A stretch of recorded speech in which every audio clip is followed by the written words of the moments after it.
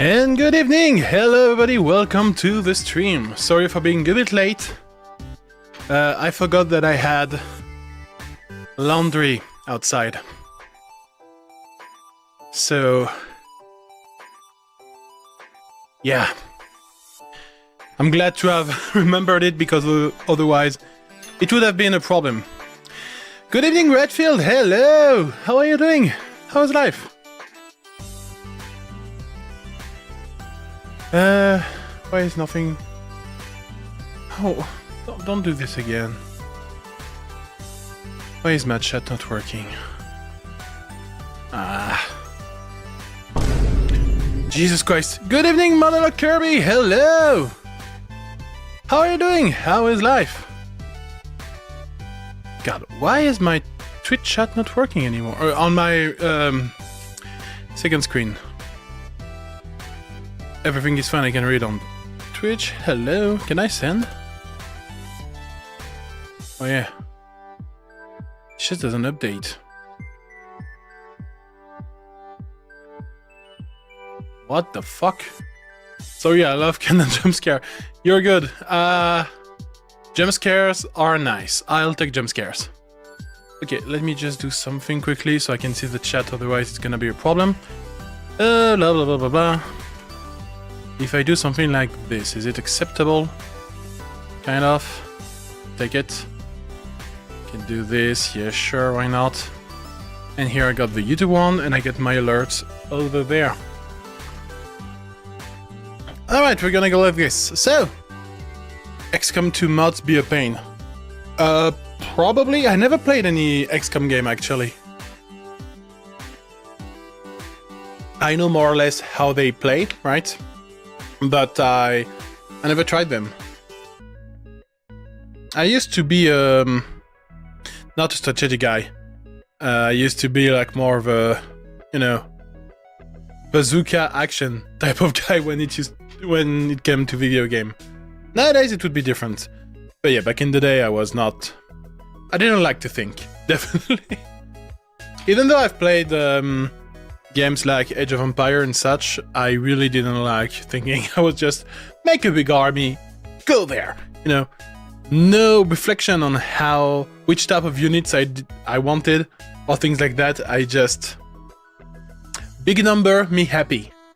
And I guess that's why I love a clicker game, an idler to this day. Like recently I've been playing, it's not really an idler, it is kind of a game called Bluesky. I think it is. Wait, let me double check for you. Bluesky Cozy Kitchen. And it's a beautiful game about making burgers, but it sits on the bottom left corner of your screen while you work. So you can, you know, whenever you need, you can just click it and make your burger when there's a customer. And it's so freaking lovely.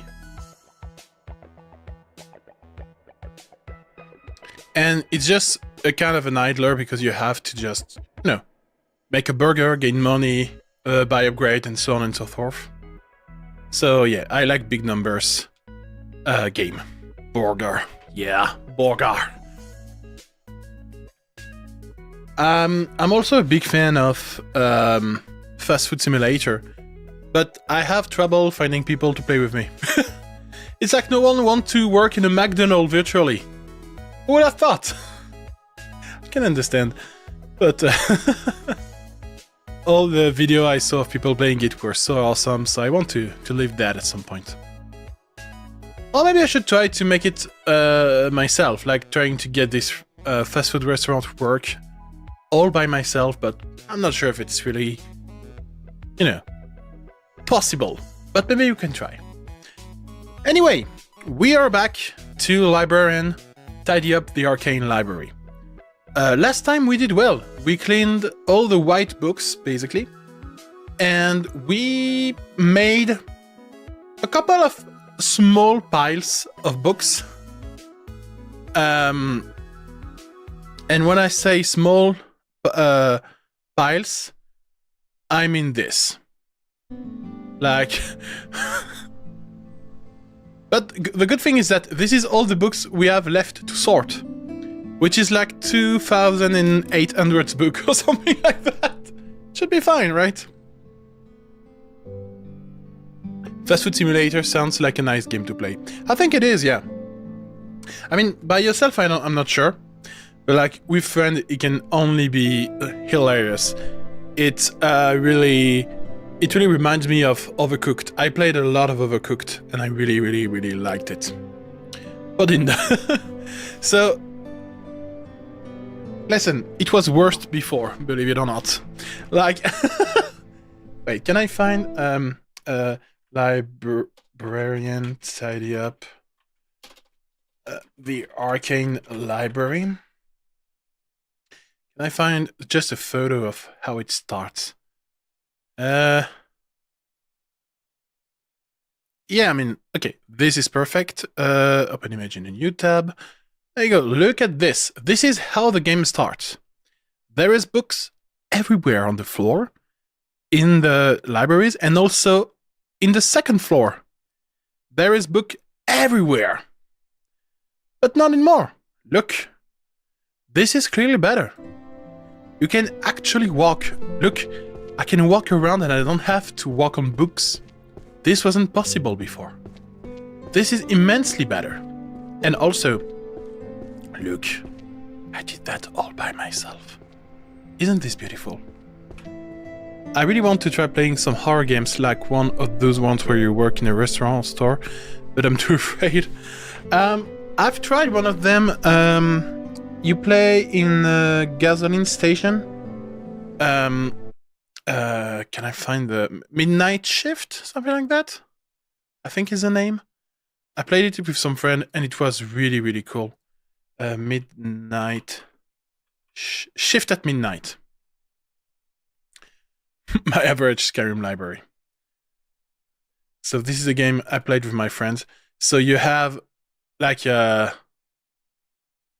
gasoline station thing and you have to deal with all kind of customers. And yeah, there is definitely some element of horror in that. So I can only recommend. Now, so yeah, we still have 2,800 books to sort. You can see it on the top left. Let's have a look at what we left there last time. So it's all blue and red book, white and red book that we left because we have probably thrown away some. So if we find any white and red, we have to put them here. Good evening, Xantic. Hello. How are you doing? How is life? So now I'm just gonna try to take all the reddish books and put them away in a corner. Like you will be the red book corner. And this is what we're gonna do. We're gonna try to sort by color a bit more. And hopefully get somewhere. Should be fine. I'm okay, it's finally cooling down. Yeah, indeed, and that's awesome. Like, we can finally breathe. I could not stand the 40 degrees or whatever. That was really bullshit. I'm so glad that is over. I know it's summer and all, but like, there's a limit to what we can accept as an acceptable summer. Right now, it's... the unfortunate thing is that it's not gonna last. Like, I know that in France, in like a week or two, and more actually in a week, it will be back to bullshit temperature. So I'm really not excited about that. It was not more than 36 on me. I think it went on the worst day. I think it went up to like 38, 39. But yeah, it was... I didn't have 40, the big 40. In my place in France, I have some French friend. They had. Definitely, they went over 40. So, that's too much. From what I heard on Boo Boo, the temperature in France is going to go up again on Friday. Friday, yeah, it checks out. And... yeah, not excited. Really, really not excited about this. But at least we are somewhat prepared, I guess. You know? Like, I bought some fans before everybody tried to get them. I have a little AC unit, so I should be able to survive a bit, hopefully. Otherwise, I will be a dead streamer. You know that's also a possibility. But I don't plan to die. This would be sad. They're all wiped out everywhere. Yeah. Well, I did that, and I'm proud of myself. Okay, let's also do blue books while we are at it. Because before they were all across the floor. It was... A mess is not a word strong enough to describe what it was. I wish I could send my own temperature up, since it's 5 degrees Celsius currently. Man. Well, I mean, it sounds nice because it's hot in here, but also the bad thing is that you have probably to have some kind of heating unit going, right, at 5 degrees.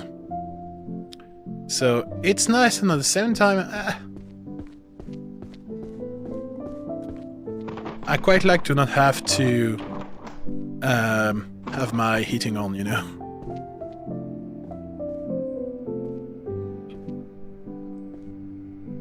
I'm gonna take the purple as well. They are blue enough. You live in some Antarctica or what? I'm using an electric blanket currently. There you go, yeah. That sounds like a good idea.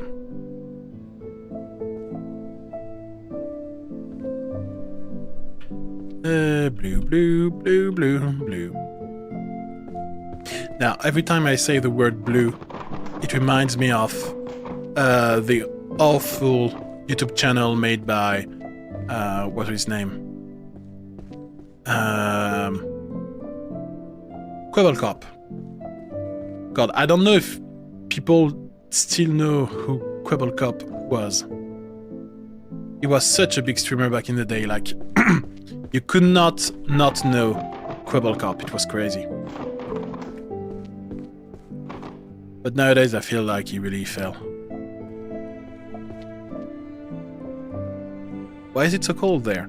Well, I mean, it's the other hemisphere. That's already a good start. So yeah, it's winter over there.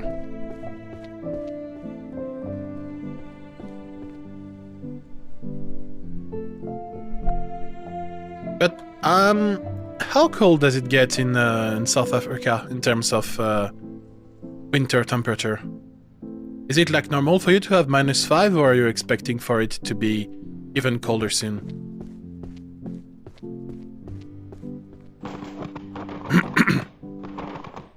But I thought it was more tropical or something. I mean, if -5 is like the lowest they get, you know, it's kind of hot for us, because, especially you, but like even in France, it's regular for us to have -10 in winter, right? So I get color eventually, since it's quite a windy at the moment. Yeah. And also depending on where you are.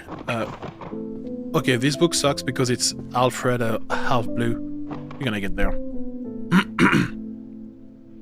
Well, I mean, South Africa is quite big, but you are so close to the ocean, kind of, so it's helping the temperature a lot, depending on where you are. Sorry. That's a book that I don't like. We go there.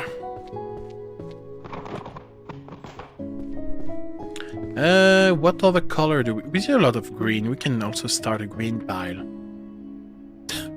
And now that when I say the word green, I think of green grass, which is not good. Where are we gonna put the green? Here. I mean, the song itself, Green Grass, it's not bad, but the guy associated to it is kind of bad. I like the cold. I like cold also. But it's also because we have a saying in France. When it's too hot, we say that it's a bad time for big people, which is you know, accurate, I'm gonna say. And as I'm not a little guy, I do agree that it's a bad time for big people.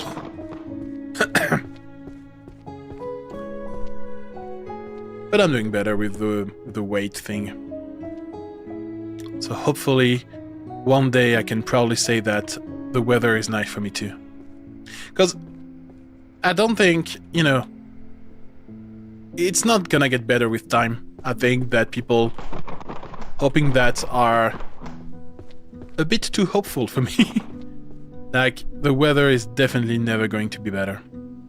Like, we have to expect a very hot summer in the future. And it is what it is, unfortunately.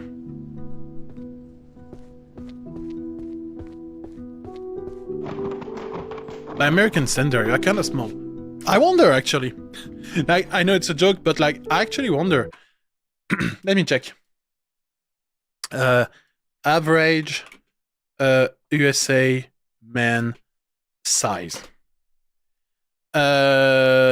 So average size of man in the United States includes a height of 5 feet and 9 inches.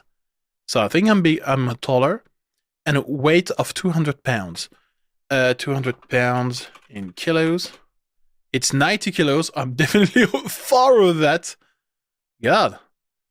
But yeah, I know that US is like probably the country with the most, whatever, 5'9" in centimeters. I think it's 1.7. It's 180. It's 180, and I'm 185. So I'm 6 foot, right? 6'1"? I'm 6 foot. Yeah, I'm 6'1", basically. 185 centimeters. So the average American man is 180 centimeter and 190 kilos.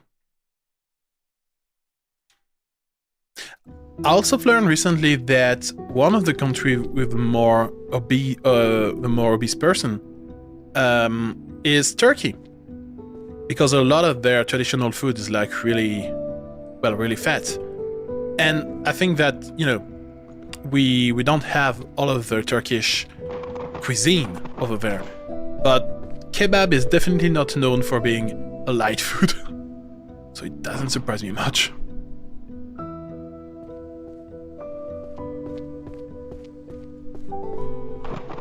But the small amount of Turkish people I've met weren't fat or anything, so it's still kind of a surprise. Oh, this is a white and red book. Lovely. Oh, I didn't notice that. That's kind of cool. Want that in my bedroom now.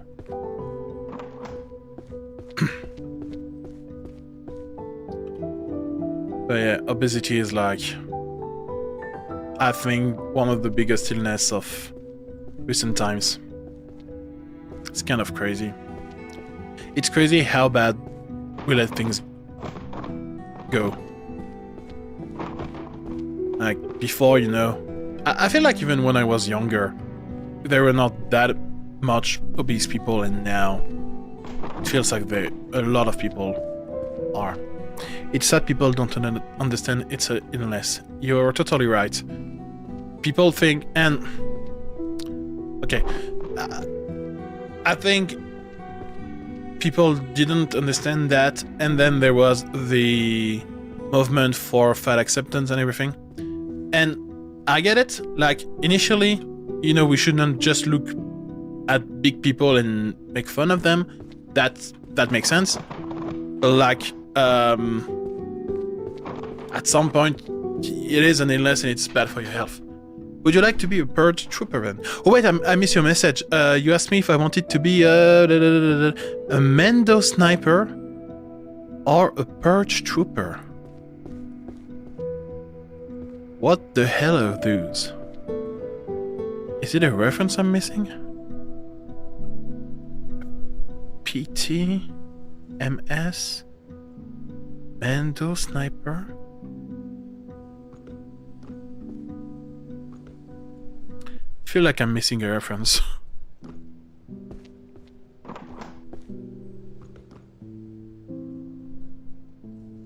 Is that white and red? Yeah, but not there. Red.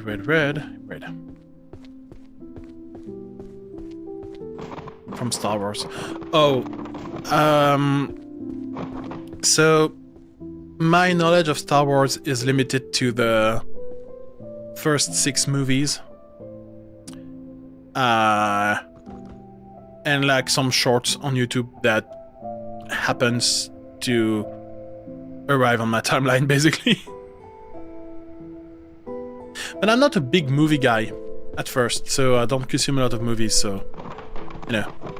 It's some people are getting offended by words such as fat, because like, yeah, you're fat, and if you're getting offended by it, you're fat and you're bad, right? It's... The thing is, at some point, words have some meaning. And in today's society, when you call someone fat, it's to be mean to them. So that's why they prefer to use, you know, plus size people or things like that. Because you don't use fat, you know, to be just describing their physical aspect. So that's why, but just word.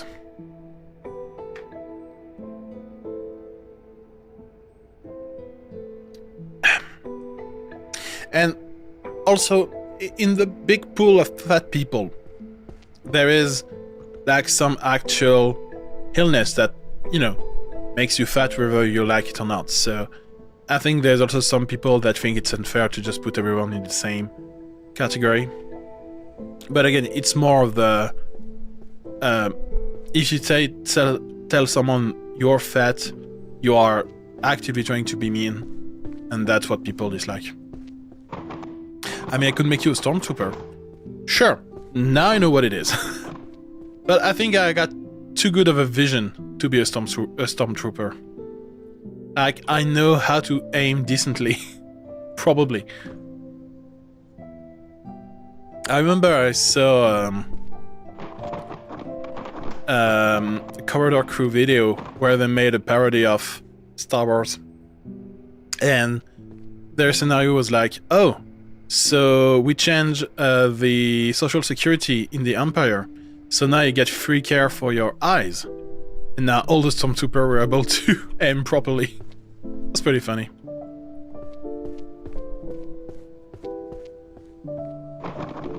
Or maybe a rebel soldier, now I think about it. I think I would be more of a rebel soldier, yeah. But you know, the guy that stay up in the ship and does all the calculation behind his computer.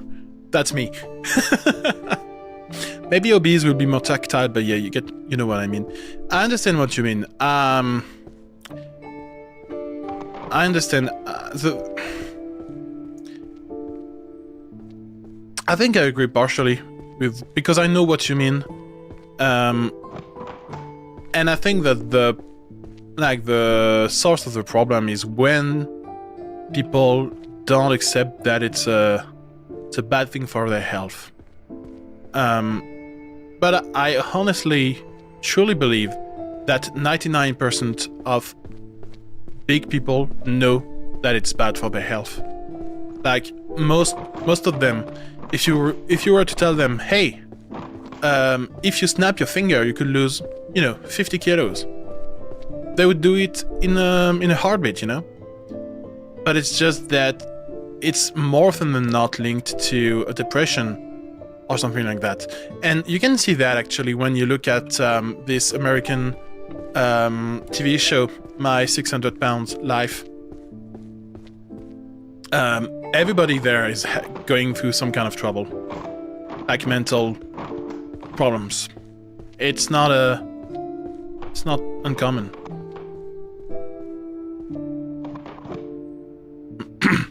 Literally, I forgot Star Wars existed because I haven't seen anything from this franchise in years. Literally, the most recent one was a song by Kanye when you reference it often. No, not 99, especially in America, like 85. I don't think so, man. Like, I really think that the thing in America that also fucks everything is that over there, compared to us in Europe, like, vegetable are super expensive. So if you just start with that, it's hard to get a healthy diet.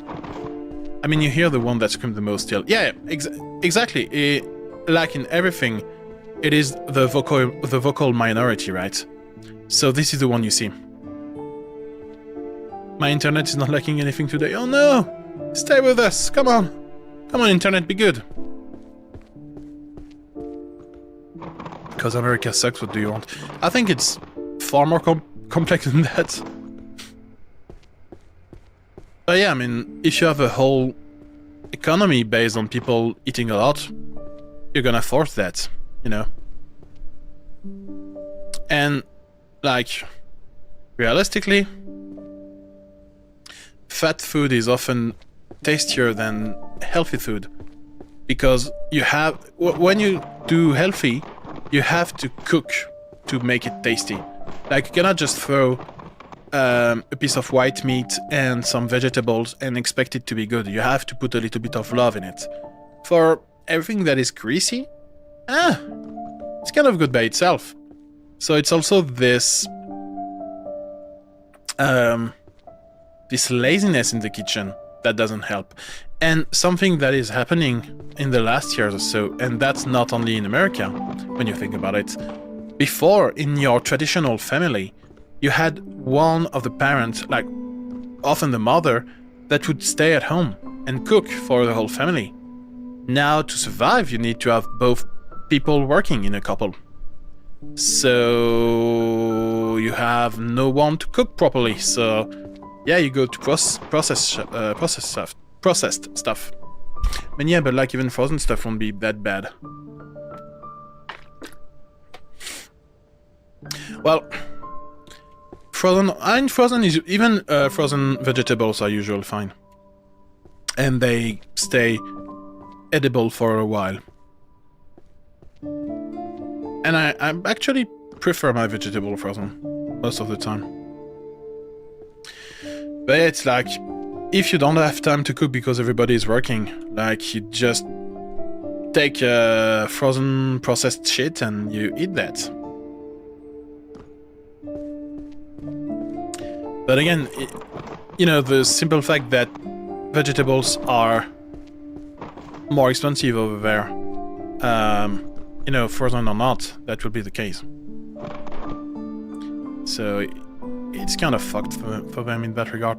You need to live in a place where you can have them for cheaper, or, you know, actually take care of yourself too. That you can still not go into a terrible state if you pay a bit attention, but that's unfortunately not what everybody can do.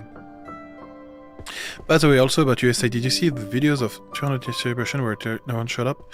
No, I haven't seen that.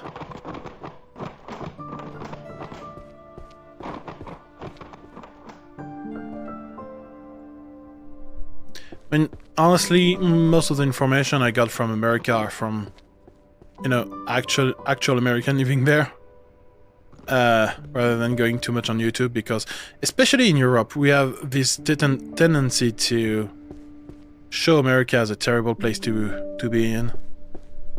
The thing is, America is big as a continent, so like, you have so many culture in America, it's crazy.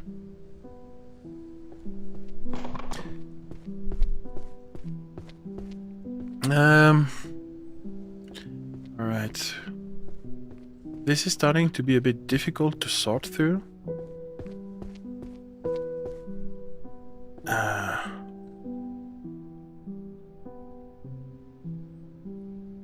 That is one of those.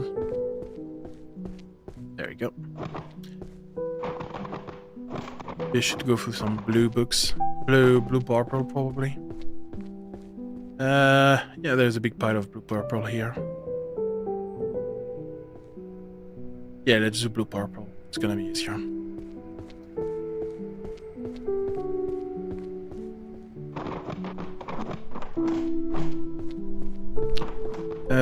This is blue. Is this black? Is this blue? It's kind of hard to say.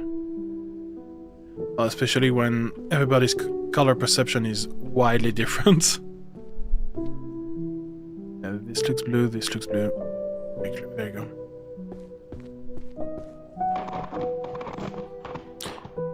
Usually I just get it from TikTok because like half of my feed is some niche shit and the other is American European news outlet. For me, it's just not that important to explore more. I mean, for me, it's fair to... Like, I don't trust news outlets most of the time. Because the point is not to give you news, the point is to make you react. So... If tomorrow I'm genuinely concerned about something happening other the US, I'm just gonna ask my American friend to tell me what the fuck is happening.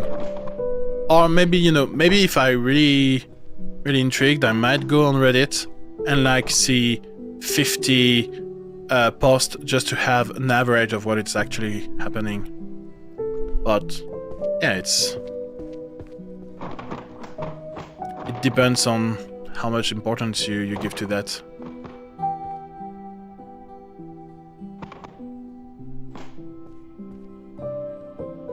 Because I've worked with in an American company at first, right? So I've been exposed to a lot of American people, and they're not nearly as bad as people pretended they are at first. So that's why I'm always a bit vigilant, because I've worked with them in the past.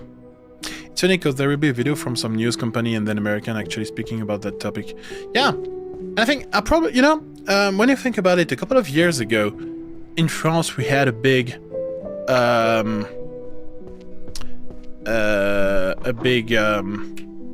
protest, right, with the white vest.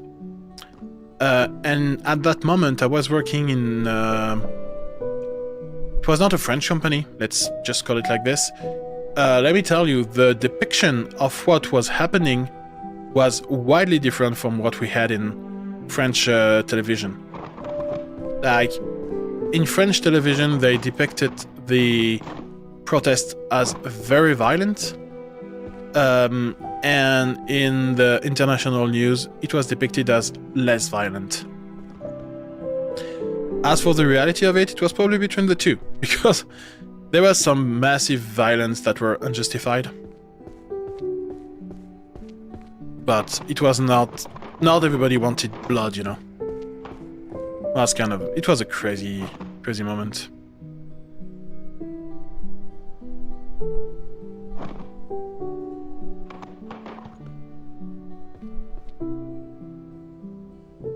I was glad to be away from there.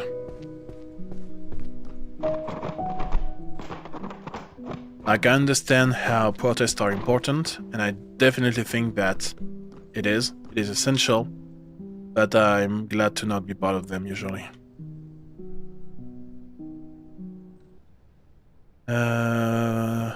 Violet, good.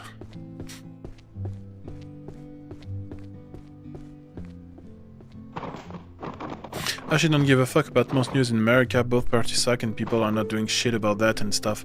That is actually wrong. Like, I mean, and also, what can you do? Like, genuinely. I think that there's a lot of American that, I mean, most Americans don't like the situation, but, you know, it's like any politics. If everything is corrupt, what the fuck do you want to do? Like, you don't have a lot of playing ground to do anything. I don't think it's a choice at that point.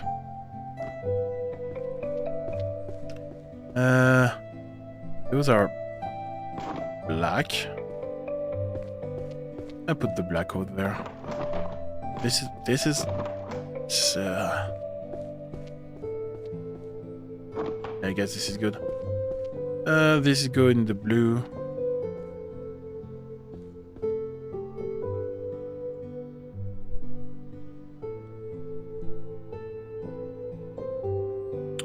Blue.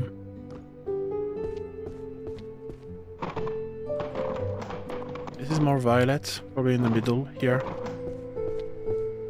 Violet. Purple, I guess, would be also appropriate. God, this is pale green. My God. I don't know if I should put it here. And welcome back. Is that red? Yeah, that's red. That's red-ish. I'll accept that as red. Red. That's non-fiction book here. There we go. And this is not really red. It's fine. It cannot get worse than what it is right now anyway. It's a lot of brown. Yeah, that's good. What is this? That's a black book. Yeah, I'll take this black. A lot of blue. No, this is blue, definitely. This is bullshit. This is bullshit. Blue and purple. There you go. Is that green? Blue? Looks greenish, right? Yeah. Probably between the two. Yeah, it's good there. It's actually so funny for me how a lot of Americans are disappointed in the good of capitalism and want to switch to socialism and communism, thinking it works and it will fix all their problem. Once again, I think it's just a depiction of how people are actually hoping for a solution rather than anything, because, you know, when you think about it objectively, I think no one, like, politics is such a mess. You cannot have one solution to it, regardless of whatever is happening. You just want, at the end of the day, something, right? Some action. And so the logic is like, well, if, you know, this side of politics didn't do anything, maybe this side will do something. Because it's more despair than anything. Like, you just want some changes, some action.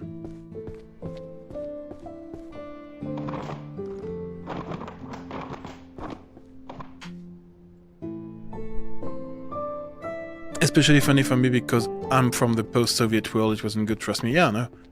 They are drowning in student debt and stuff like that. Of course. And, like, things are not going better anywhere in the world when you think about it. Like, there is not a place in the world where things are getting better, because I think we are also at a point where, like, your local government matters, right? Of course, there's law, there's things that happens, but, like, everything is so linked together that it's not that individual as it used to be. And for good reason.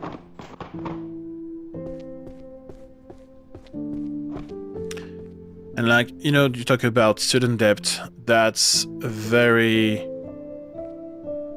It's very much an era, because, like, nowadays, even in France, there's a lot of student debt nowadays. In my time, when I was a student, it was happening, but rarely. Now it's, I'm not gonna say it's a norm, because I don't think it's that widely spread yet, but more and more.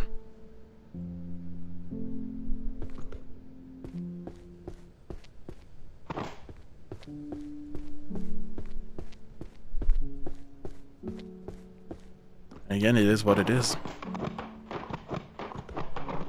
It's not a great answer, but, like, there's not a lot you can actually do.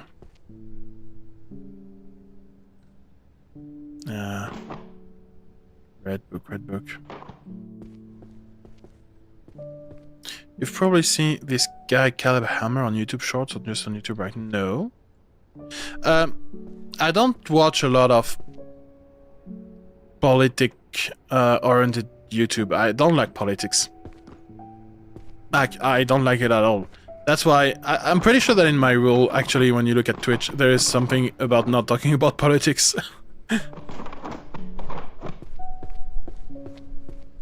No, not politics. So what does he do then?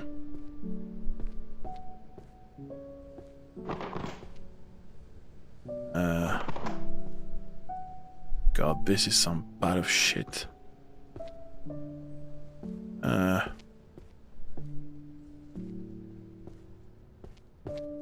The audits, financial audits American. Well, I mean,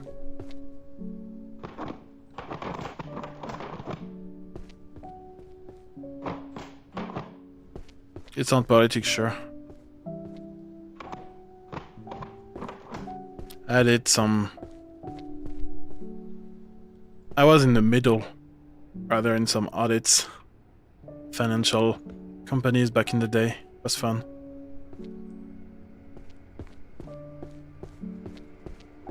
I think it was probably one of the time I didn't like my job the most.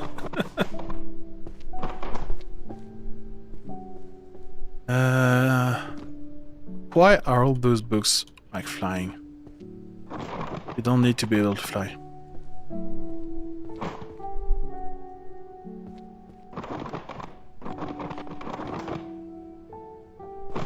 There we go. Alright, so...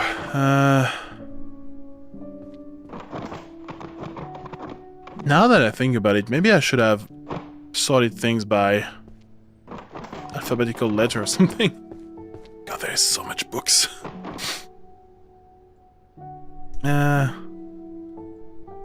This is red. This is... yeah, red-ish, I guess. This is red, yeah. This too. Right. I see crazy amount of students' debt in this video. I can believe that. It's like, well, yeah. But in America, the thing is that a lot of stuff is private compared to Europe. So, like the whole, when you think about, you know, budget and everything, you really have to think differently. It's really a mind fuck. Because I remember I had some colleague in Europe. They were like, "Oh, but American, they have such a bigger salary than us." And I'm like, "Yeah, sure, but you know, like they have so much more shit to pay than us. It's like really not the same frame of mind."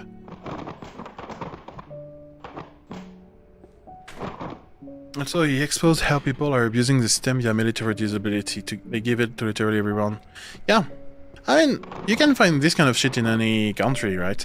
So military is more American for sure. But like, I think in every country people are trying to play the system, right? Like, I know that in France, a while back now, there used to be some stuff you could do. Because we have some help for, you know, like single mother. Right, and you could register to that financial help in all the region of France, and they would not cost check back in the day. Now they do, because, you know, IT and computers, but back in the day they would not. It was crazy.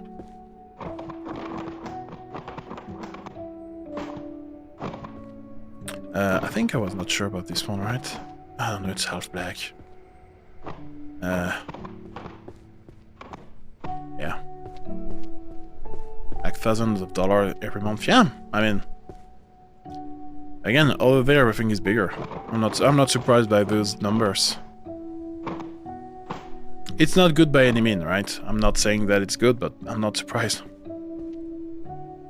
Again, people will try to play the system. They'll try to game it.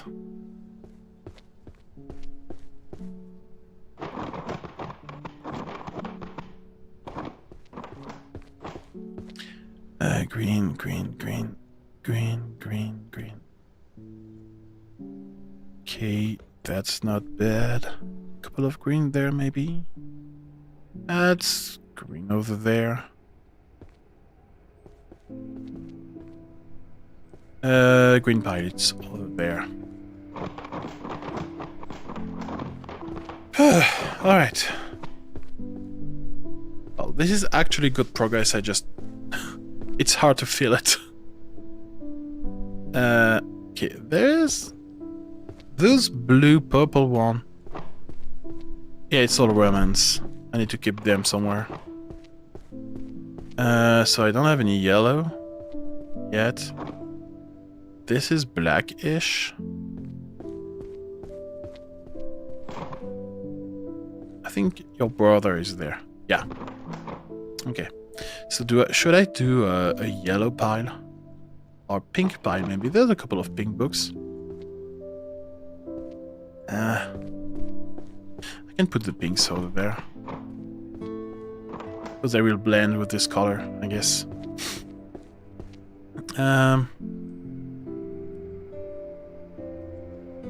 Is this green? Yeah, kind of. Green. Not at all.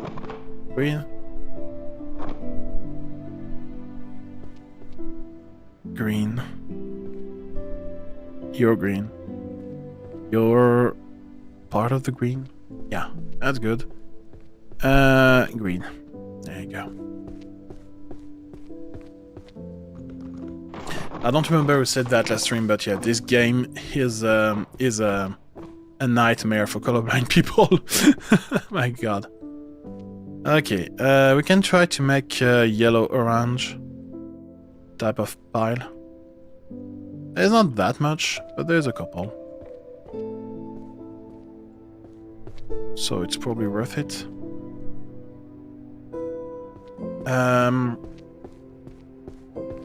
Where? Here, I guess. Yeah, sounds good.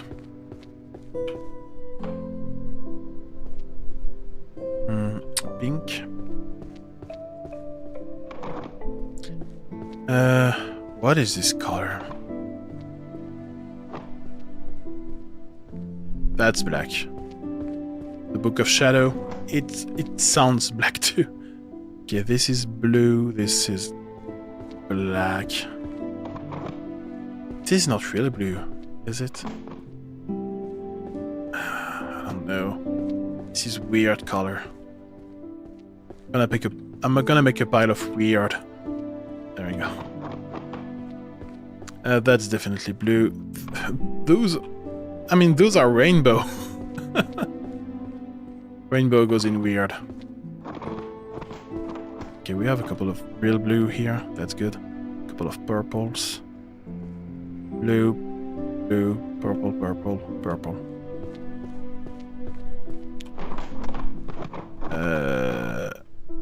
Yeah.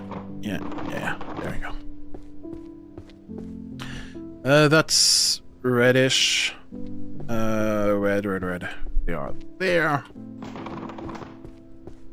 Red. Not really red.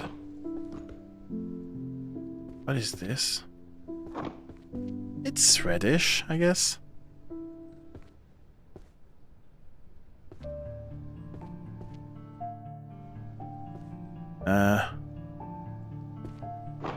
Yeah, you too.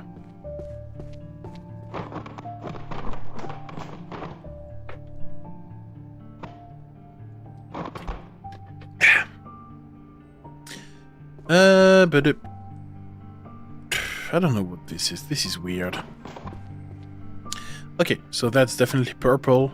That's good. That goes into purple. That's purple too. You too. You too. You too.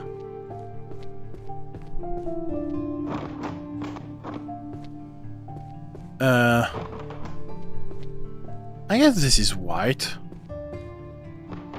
I'm supposed to have done everything with the white.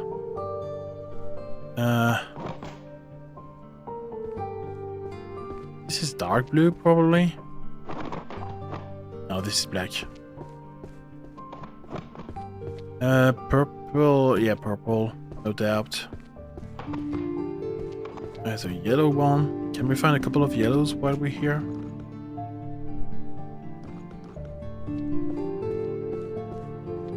This looks, yeah, more brownish and yellow. That is definitely yellow-orange. Yellow-orange. Yellow-orange. Sounds nice. And you are a special book that I've put between two piles, I think. Yes, you are there. Fuck, I missed. I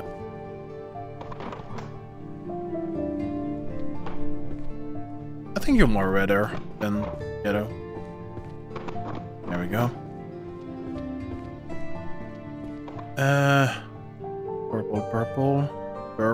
Purple, yeah. I guess. Romance. Yeah, it's all purple and pink and everything. Can you come down to the ground, please? Cute. Alright. Black. Can I have a round of black books? Is this black? Yeah. Working in the darkness. Book of Alchemy. Okay, alchemy is gonna be black. I don't even understand what the point of this game is. Well, it's very similar to games like Power Wash Simulator or things like that, right? It's just a game where you get satisfied with cleaning and, in this case, tidying up something. It's just a cozy, relaxing game.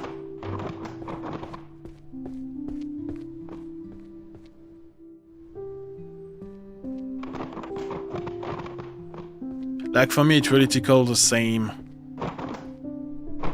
thing, right? I get the same satisfaction playing that than Power Wash Simulator.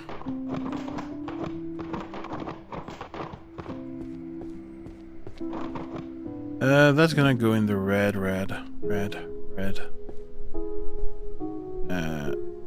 Is this red? Yeah.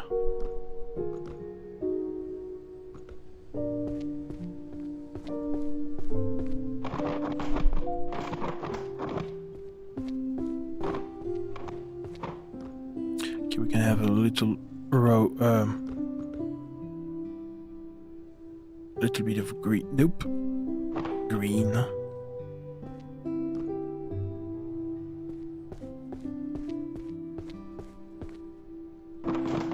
And on top of that, I think for streaming it's quite nice because it can be a nice background to talk about things, you know?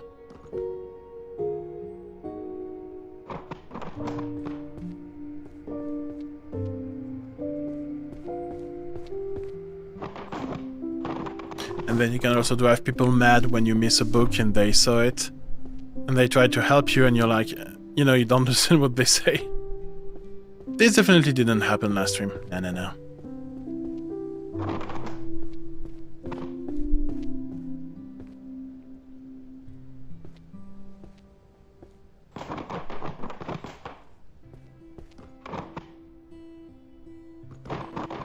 Hey, blue. Yep, very good. I mean, that's what it is for me.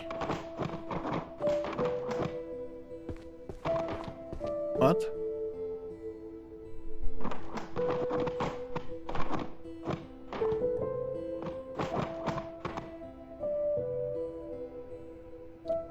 Apple, this is red.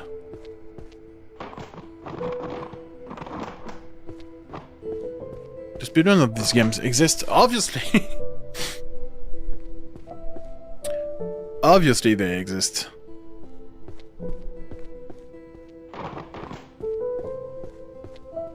It's a nice background game, I meant to reply that. Okay, I see.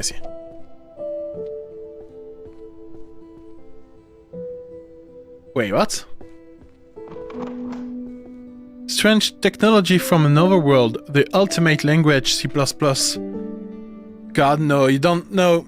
Listen, Wizard, you don't have to learn C++. Don't do that to yourself. Run away. Poor Wizard. They are also doomed to learn the programming language of the human.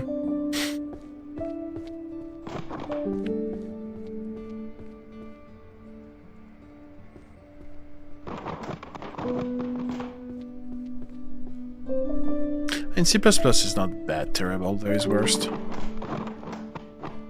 There's worse language for sure. But like, if you live in a magic world, it would be kind of a punishment to have to learn programming language, I feel like. It reminds me in the manga Miss Kobayashi's Dragon Maid, they actually have a little backstory that programming is actually magic spells, and that the first wizard on Earth was just a... Well, no, the first programmer, sorry, was actually a wizard. That's funny. Because for a lot of people, programming is really magic. Okay, purple. It's gonna be blue and blue. I mean, for a lot of people, like, even math is magic, so it wouldn't be that surprising. That's a weird color. That's definitely black.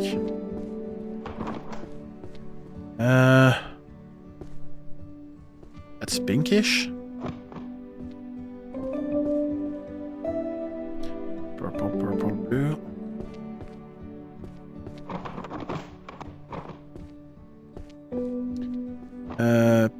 Pink.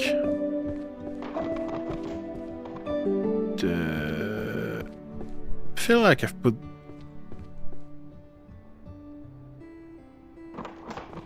I don't know, it should be in yellow or red. I'm gonna put... It's gonna be a mess anyway. So we have a couple of blacks here.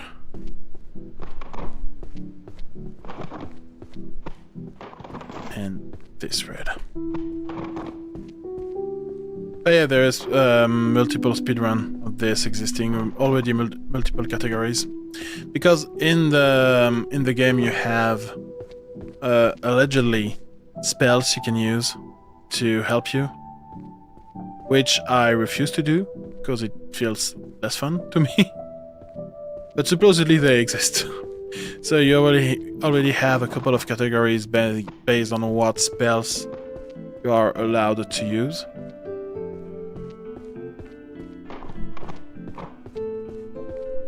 And yeah, that's basically it.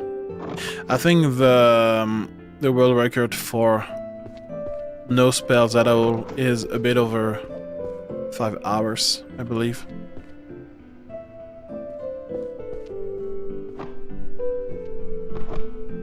Is it? No, this is black. And I've been playing for 4 hours. But I'm also just discovering the game, so it is not that surprising. Will this be new Lumberjacks? Or won't it take that long? No, I don't think it's... No, it's not gonna be that big. Definitely not.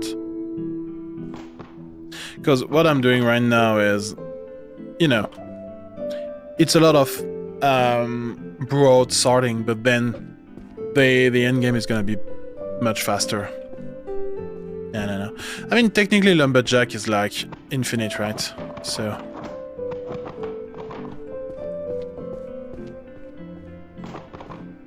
like, there's no real end game to Lumberjack. Well, technically, you have some objective, I guess, because you have to buy back the lumber mill and get married. So there is some kind of a end goal, but it is an end goal that takes a lot of time to get, like... But, I don't know, funnily enough, I didn't play a lot of it off-stream. Technically, every open world without a clear end is infinite. Yeah, sure. Well, yeah, I mean, it is. Like, I'm not questioning that. But at which point is it still a game then, you know? Like... Because if you have nothing to do... Well, I guess there is still... Like, even if I take a GTA, for example, you can still, like, just drive around, I guess. You know, without necessarily a goal in mind.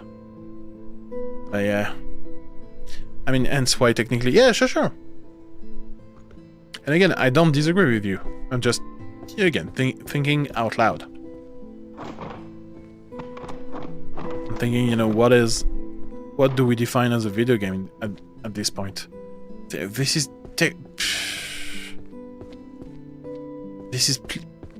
perfectly between blue and and green.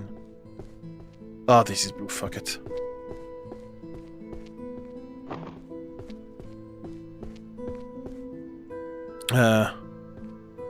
Well, this is hard. I think we've already talked about that in Nomori or Lumberjack's time.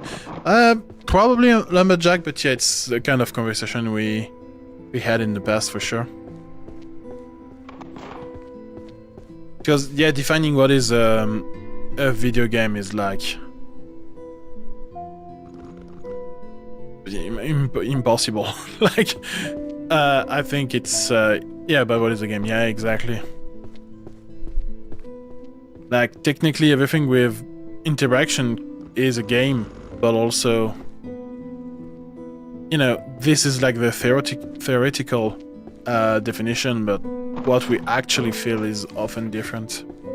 Like, I remember back in the day when the first game like Heavy Rain were released, a lot of people didn't like calling them games. They used to call them interactive movies. And they were very, very adamant on it. Technically, it's a very funny word.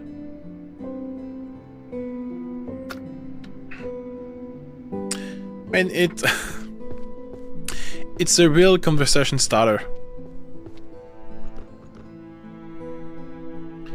It literally is a subgenre. Yeah, I mean, nowadays we know that. Oh, the Death Note. Perfect. But like, when it was first released, it was new and it was not as clear, you know? And I think that there was also a phenomenon of people feeling like they've lost what their game were. And it was the very beginning of more casual gaming. And what I mean by that is, Heavy Rain is not a game that requires you to be super skilled to play, right? Just a matter of decisions. And hardcore gamers felt like they were losing their medium to normies, which is stupid because you can have games for normies and games for non-normies, you know? Not everything has to be done for you. But this was really the feeling back in the day. It's something when, you know, the first game on mobile appeared. A lot of gamers were really against it for that exact reason. And it's always the same cycle. It's always the same. Nothing new. We've lost what the game is, and it's literally discovering more stuff. Yeah. Oh, in retrospect, it was stupid.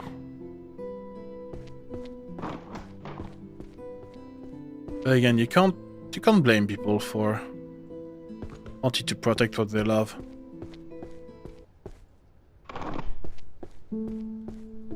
And nowadays, these games are pretty popular when you think about it. Like, the whole Telltale company is based on that, right? And it's well, it was a fairly successful one. Even if before their main games were literally poker game. Like, they did a lot of poker game before. I mean, these are kind of the same guys that will be proud of being an incel and calling it their kingdom and not letting peasants fix it. I wouldn't go that hard. Definitely not. I see what you mean. But the thing is, I think for video game,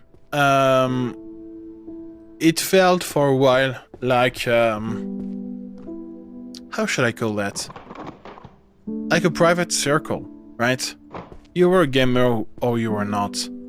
And as people were judging you for being one of them anyway, you were super glad to be in your own world with your own bros, right?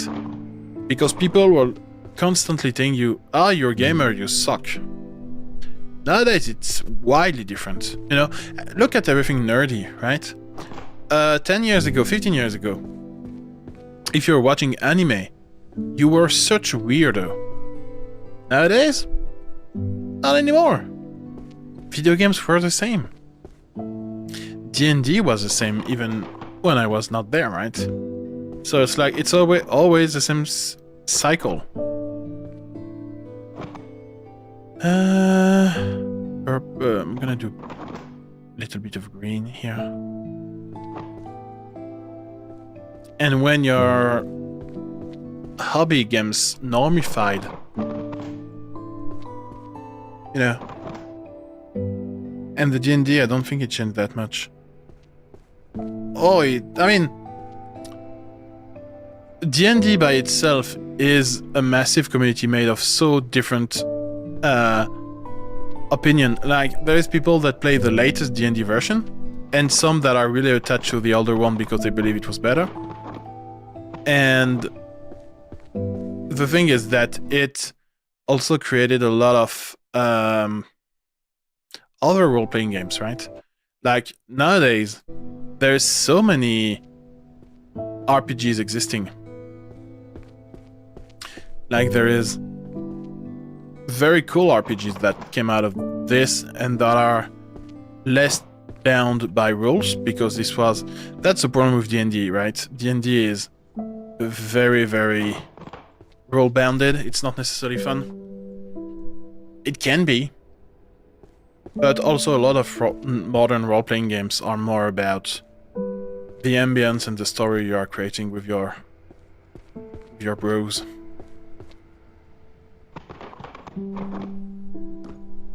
I've started the campaign of D&D a couple of years ago at this point. Unfortunately, we could not finish it because some of us moved away. But it was fun. But we also had a very modern game master. I was a bard and a halfling. It was very funny. I remember I tried to climb on an orc, basically, to kill it. It didn't go well. Like, I tried to make an Assassin's Creed on the orc. It really didn't go well.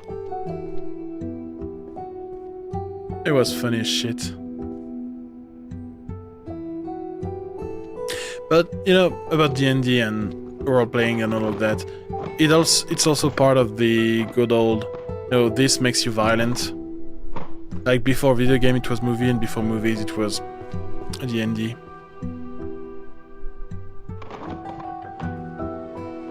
It really is some bullshit. All over again, all the fucking time.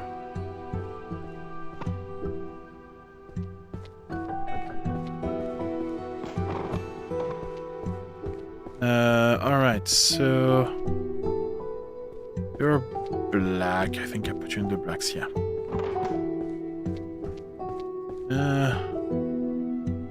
Purple and green. Is that purple? Or is it more red? Wait. No, purple.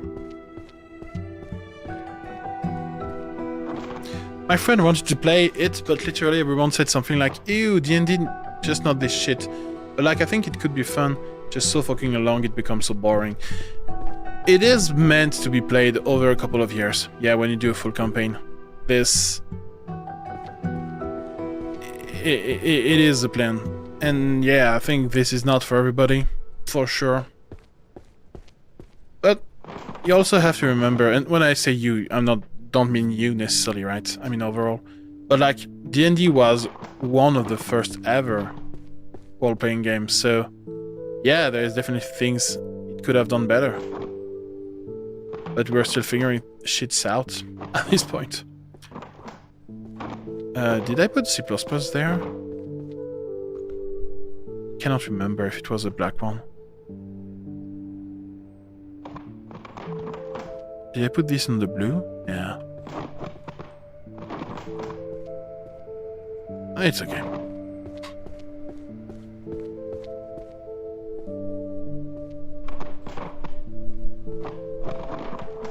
Oh, no, it's C++. Should be C++ a holy grail on some pedestal or something. Yeah, that feels appropriate. Let me do that. There's literally... I don't know if I will be able to put books on this, but there's here a little... Oh well, there are two, that's not valuable. There should be 10 book of each series.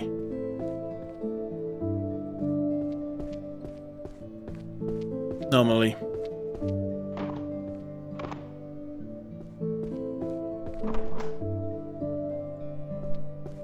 Right, let's go into the purple one. Yeah, I had fun playing D&D. It was really cool. But the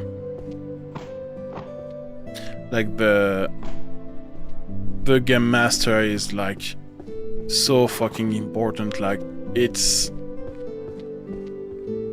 you know, it's obvious, right, that the game master does the game, but like this was made super clear to me at this time. Well, this will be the most important one. I will finish the library with this book.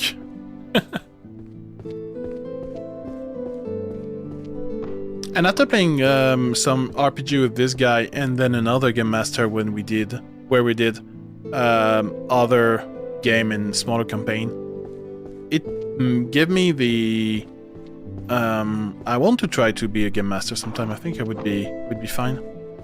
The only thing is that I really like the more immersive RPG rather than the big rule one. Fuck, I don't know which color this is. This goes in weird.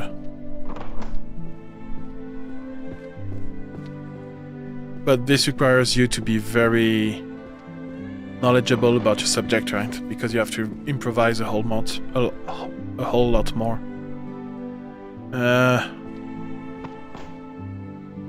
Let's go in yellow orange, I guess. These two. Now this is black. Is this black or green? It's weird. This go in red, I guess. This game kinda remind me of that map in Minecraft that created some of very important library in USA. Held all the copies of the books in there and they removed it or some shit. Oh, no, it was yeah, Universal Library. Like it was, you had a lot of books from a lot of countries in that, and the map was illegal in some countries. Yeah, it was. I remember that.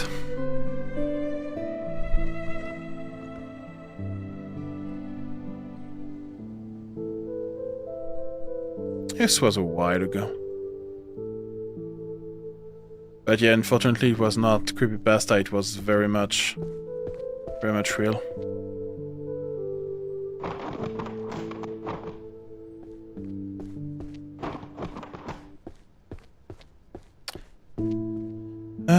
Okay. That is starting to be slowly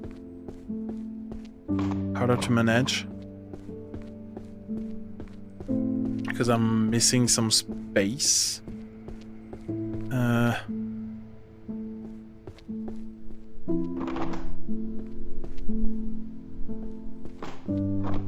So 3, 4, 5, 6, 7.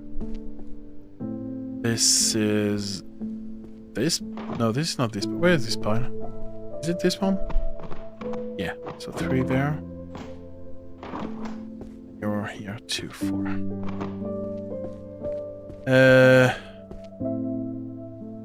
God. Yeah, there's too much books. I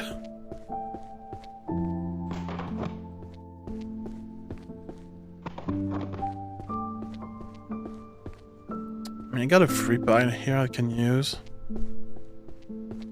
Maybe I should make another pile of red or something. I don't know. There's a lot of green here.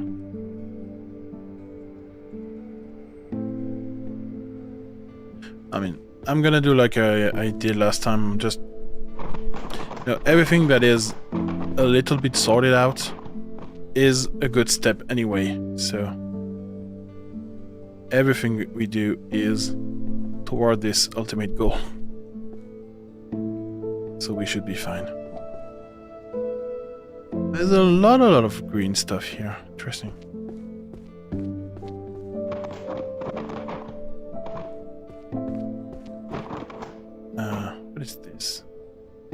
The Birth of Curse.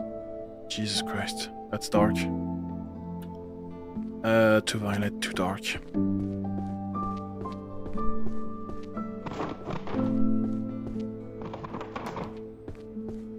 But yeah, it was this. I really like the idea of this game. I don't know, where it came from. What was the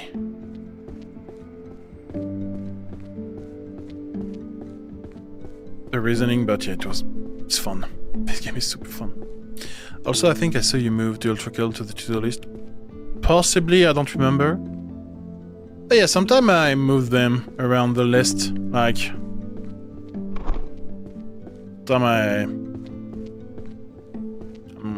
I'm just reorganizing things.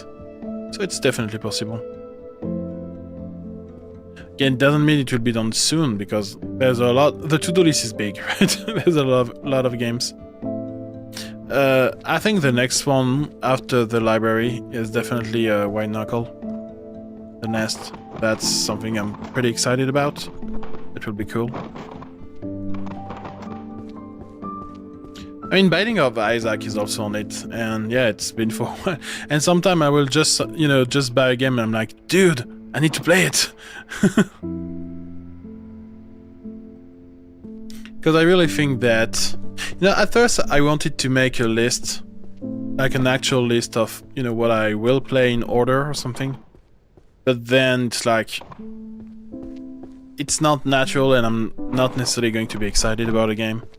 So I'd rather just have this list, and I'm probably gonna pick from it, and at least there is no expectation. I think that's better. It's very hard to organize, and especially because your interest might change from 1 month to another, or even a week to another, right? Like. At some point, I was really into Super Cozy Game when I was playing the A Little to the Left, right? And then I moved out from the cozy game genre for a bit, and now I'm back. So it's like, it always evolves. It's very natural. But something I try to do as much as possible is when I start a game, I try to finish it. Because I don't like to have game unfinished. The only exceptions are, for now, Lumberjack Dynasty, because this game is like really big, and Bastion. I think those are the only two. Maybe is there a third one? I don't remember. But like Bastion it's not a bad game, but I didn't have that much fun playing it. And yeah, I don't know. I didn't feel like playing more of it. As we said, Lumberjack is not a game you can really finish. But I could finish like at least the main quest, That would make sense if that's something that I would see myself doing. Binding of Isaac would be there. Yeah, most definitely. I can definitely picture that.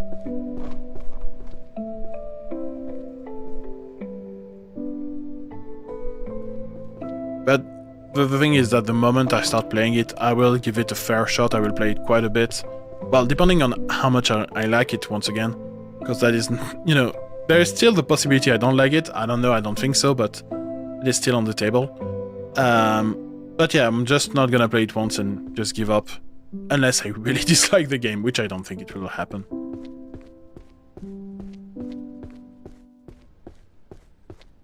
We should be fine.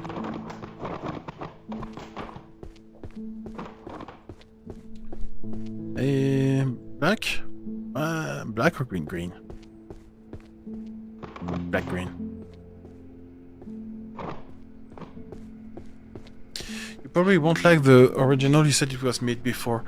Well, I thought it was made back in the day, but for me, it's like still very, very important to play the original first. Because it's one type of gameplay I don't like. That's what I remember. Like the fact that you move... Because I think I've played it on the 360 back in the day. If I recall correctly, it's like 10-15 years ago at this point. And you had one joystick to move Isaac and one joystick to shoot, if I recall correctly, the console. That's not something I'm super enjoying in terms of pure gameplay. But that's only me, and it was, again, back in the day. People change. I say it's an amazing game to play as an interlude or like a side game on stream, for example. You play this, but you're not feeling like it, so you can play Isaac or something else, you know. Yeah, I can also picture it being part of a group of game that I could play when I finish a game and I still have to stream for like an hour or two, you know, because of scheduling or something like that. That's a type of game I could really, you know, filling that space. It would make sense.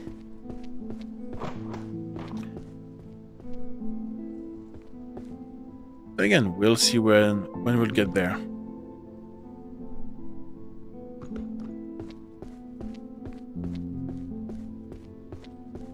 Yeah, I mean, like a lot of roguelike, it is technically infinite, I guess. Yeah, there's always a lot of replayability. But I never played that many roguelikes, now that I think about it. Like, it's not a genre that I've really explored much. Like, even Hades to an extent, it's not exactly the same, but I never played it much.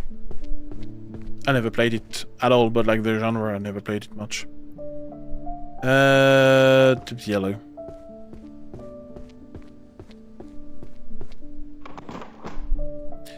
By the way, I thought everyone already either had or didn't really care about this game, but on this sale it hit like 100k and it surpassed Mutagenic in a few days. What did you think about Mutagenic though? I don't know, I just know it exists. I haven't watched it, played it. It was never on my radar, really. So I know close to nothing about it. I just know there is cats, and that it's, you know, drawn by Macmillan. But that's basically it. And, you know, funnily enough, I'm not the graphic style of Macmillan is like, it's not my style. I like Meat Boy because it's not as dirty, I guess. But yeah, it's not my thing. But the guy definitely, and what I really appreciate about his art is that Edmund has a real strong visual identity, and when you see something done by him, you instantly know that it was him, and that is really, really, really cool. It's a roguelike and strategy, so maybe you will like it, I don't know. Isn't it also kind of card-based? I guess it's not really card-based, it's more your army of cat, right? That you manage.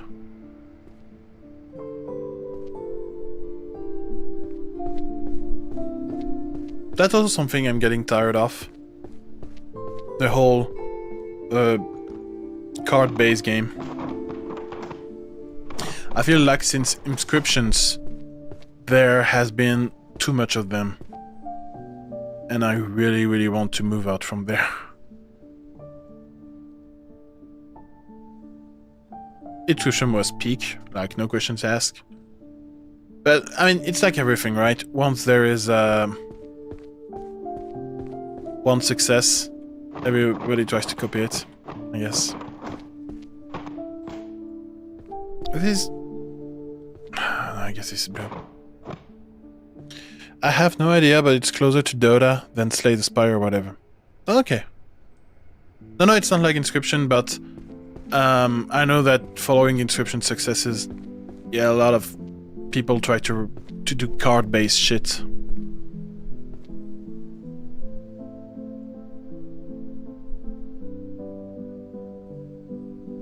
That's all I was saying about Inscription.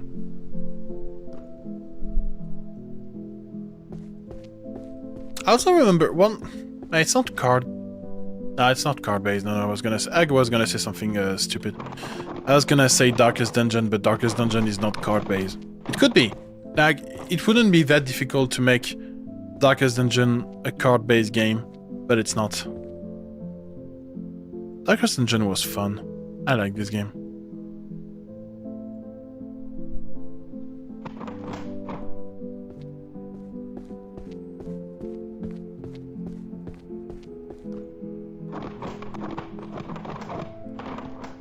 But yeah, Darkest Dungeon was really about being unfair. I think that really was the point. And he did it pretty well, I think.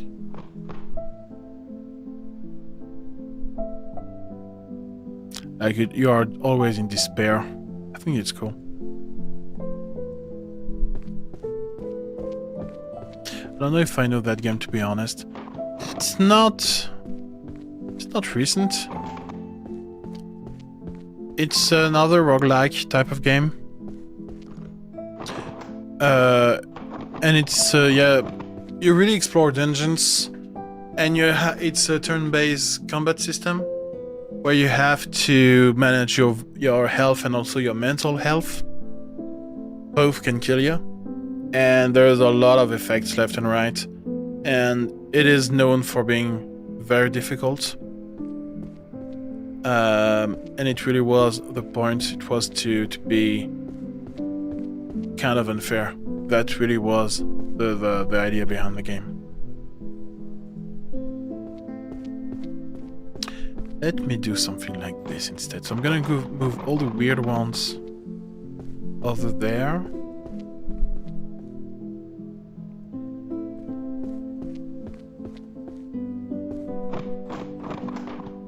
Gonna move the black ones. Well, I'm gonna move the pink one in the corner over there, next to the purple. That makes sense. Gonna move black here in the center,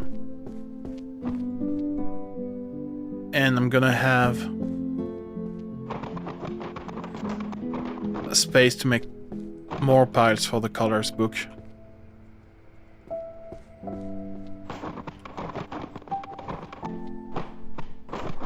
It's gonna be better. Yeah. I'm slowly lacking space to sort my books.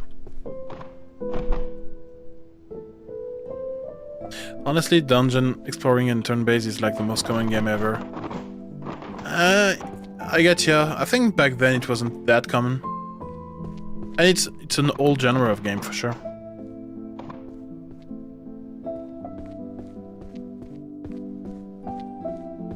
But back in the day it was pretty novel, kind of. It was really the unfairness of it that was novel.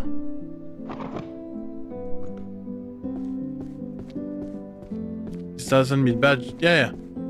No, it's it doesn't mean bad by any means. Of course, you're right. Just yeah, it's especially nowadays. It's like, I mean, I guess even back in the day there were a lot of, maybe not 2D, but there was a lot of dungeon exploring game. I remember there was a couple of Humble Bundle on this subject specifically,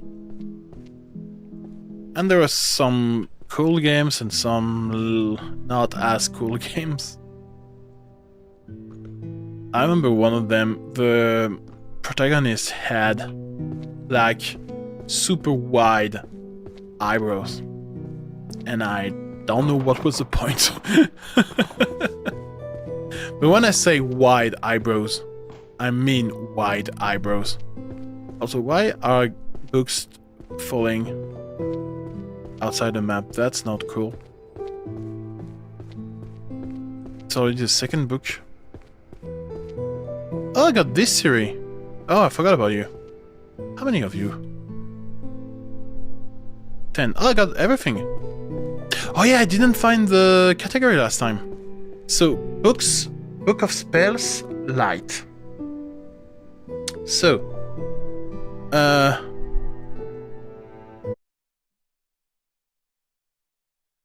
Monsterology, Astrology and Divination, Curses and Spells, Bard and Music, Necromancy, Transfiguration, Magical Artifacts and Enchanting.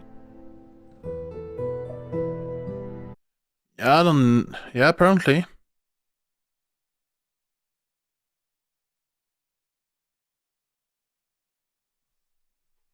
That's funny.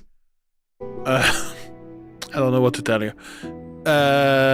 So Books of Spells Light. I was thinking Holy Magic or Healer first. It would be 1K, 1L. But I don't think it's one of those. And over there...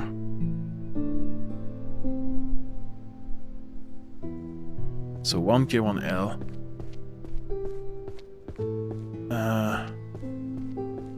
1K is there. No, it doesn't glow, so it's wrong. And 1L. There's no more space. So I don't know which category this is. I'll have to try everything, I guess.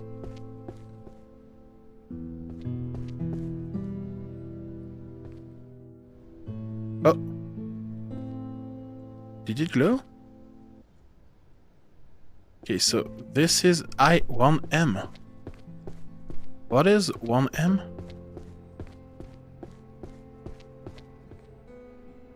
Destruction Magic? Book of Spells, Light. Okay, so light is destruction magic, I guess. It's kind of strange. But sure, I'll take it. Let me get volume 1.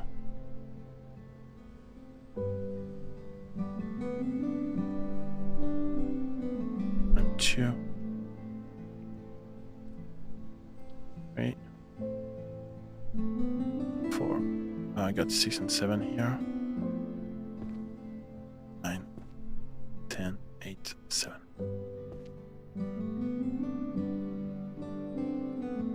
Oh no, this feels weird. Okay.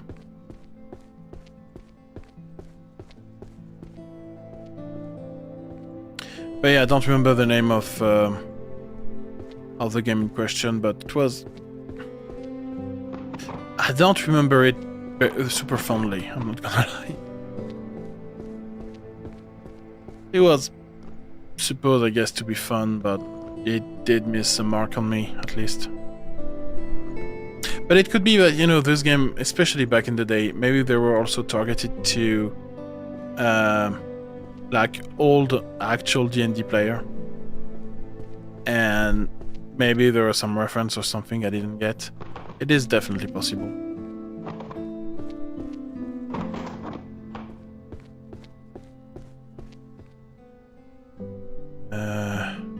Hello. Oh, there's a couple of pinks.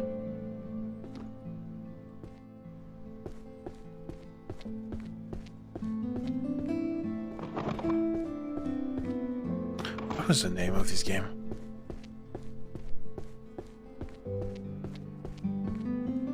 Probably still have it in my library. I could search. God. I don't know, man. I haven't seen that much white eyebrow people playing D&D. I mean, nowadays everybody and his mom is playing D&D. Maybe I haven't researched enough. Probably, yeah.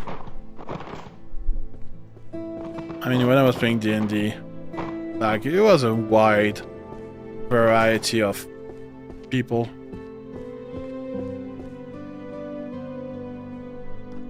Actually, there are more women than men. Which was, you know, already surprising, I guess. That is cool.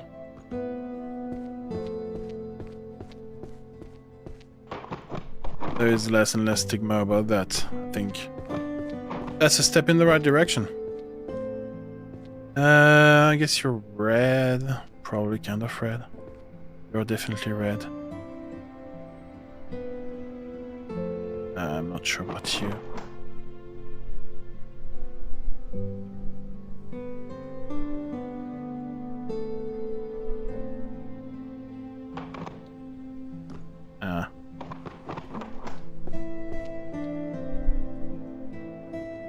Maybe it was a metaphor, so it's like in a wide variety.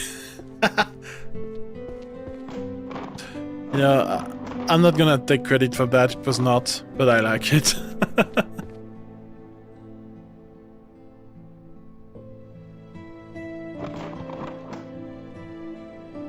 Yeah, those eyebrows were big. Like they were creepily big. Like I wouldn't approach this person in real life if I met them. Those eyebrows were that brutal.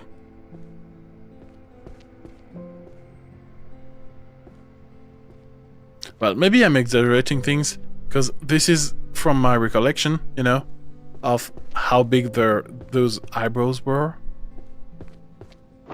But I was traumatized that much, for sure. Let me see if I can find the game quickly. Because I'm pretty sure the face of the guy is like on the cover art, so... Assuming I still have the game in my Steam library, we should be able to find him fast. No,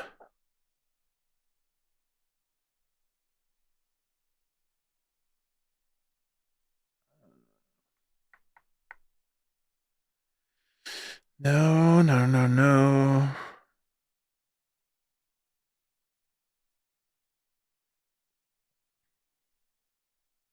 I wouldn't be surprised if my brain was also filtering him out when I see him.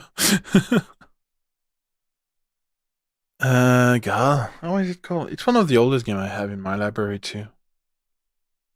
Maybe you were really scared of them as a kid, so while sleeping you thought they were even bigger. That is a possibility. I'm not gonna disregard this theory.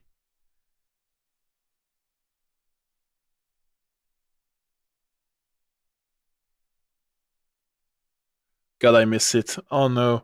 Okay, maybe I can filter by wait. Because I'm pretty sure it's a roguelike. Or dungeon crawler, maybe? No, I don't want a dynamic. No.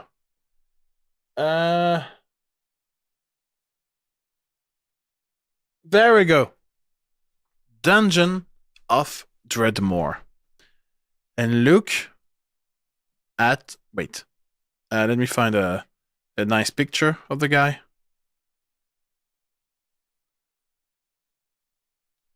Dungeons of Dreadmore. Look at this guy's eyebrow. Open image. There we go. Look at this shit, man. Those are thick and wide eyebrows.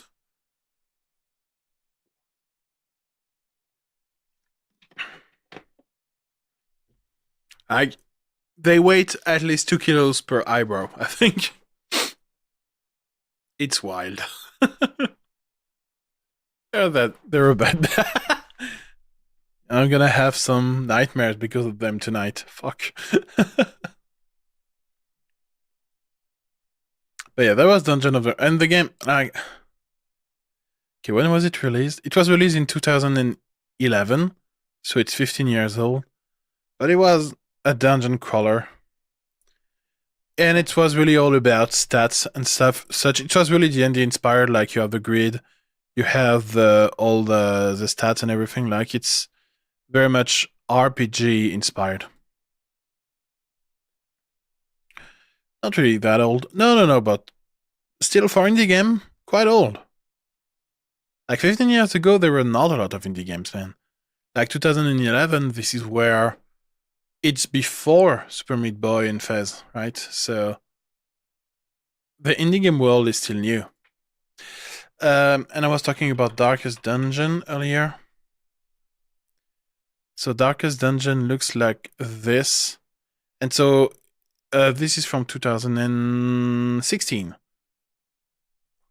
And it's really, yeah, dungeon crawler with lots of stat and lots of quirks, which is basically effects, right?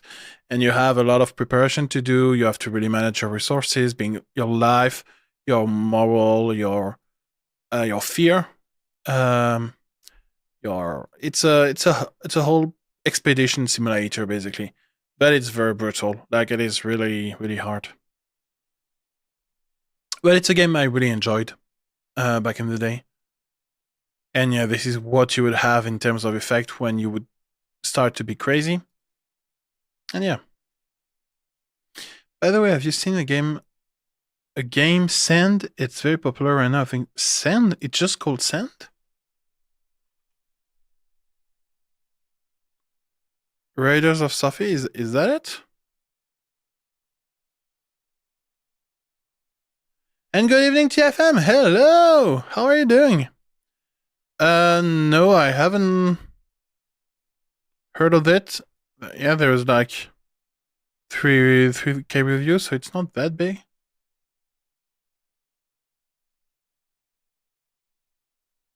Yeah, no, this is not solo. This is definitely a multi type of game, for sure. Oh yeah, those were the times. Books. I need to sort those books. This is my destiny. It's also an indie game, I think. Oh yeah, definitely. Yeah.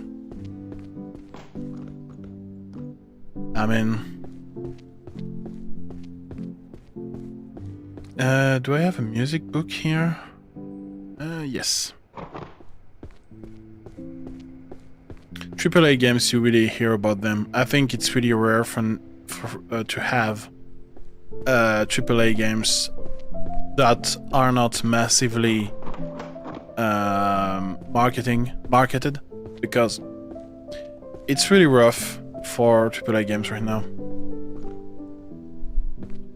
Like, people want them, but hate all of them, and editors don't understand what gamers want, so they do a lot of bullshit, and developers suffer, and yeah.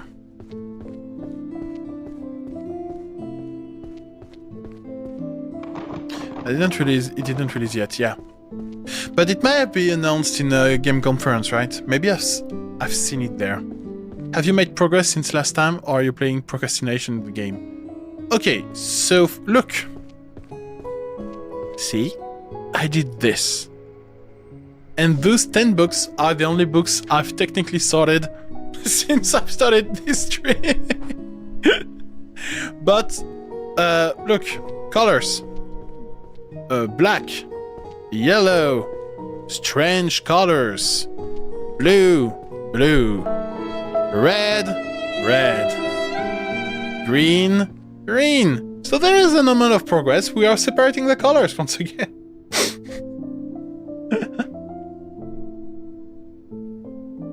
So I've made progress, and also I've isolated here the books of the C++, because even Wizard learned programming language. Bro is playing book professional racism.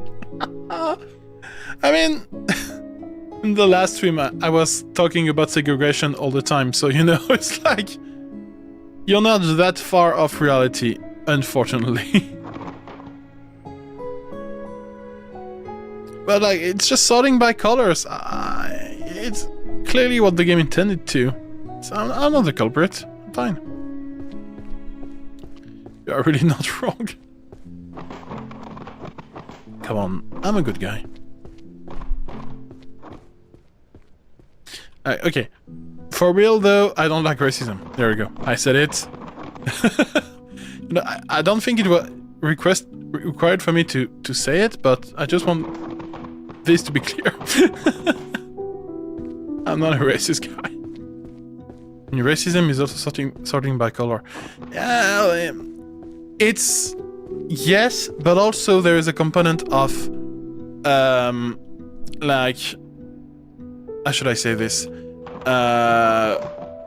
There's a component of discrimination, right? Like you sort by color and you apply bad treatment to colors you don't like. Here, I'm just swinging the books around regardless of their color. Like, there is no preferential treatment to some books. No, I'm just coping. No. Look, every books are treated equally in my library. Well, I'm saying that, but technically, I've already sorted all the white books, so I don't know, man. I should stop. This is starting to be problematic. Oh lord. But again, it's not me, it's the game. Trust me. Trust the streamer. C++, yeah! C++, look! C++, they have a preferential treatment, but it's not because of their color, it's because of C++, so it doesn't count.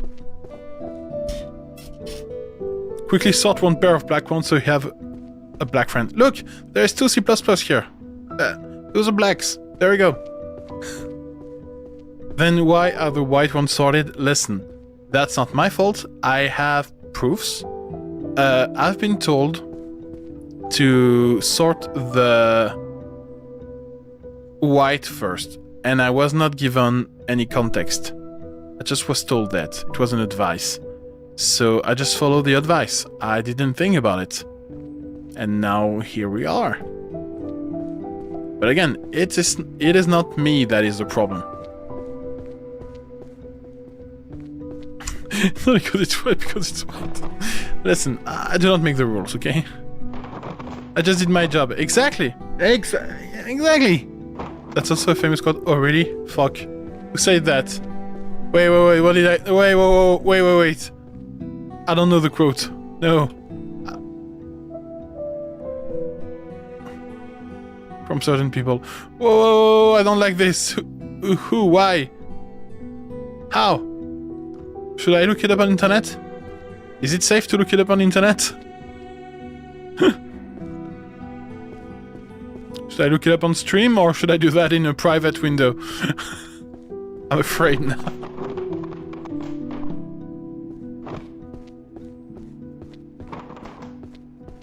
And also, you know, those books, they want to be together, right? They want to be sorted out. I'm not the one sorting them. They are screaming at me to be sorted out. So I'm still very much innocent. I don't care. You're kind of red. You're kind of red. You're red? Question mark? I don't have any space. That's for German members. Oh.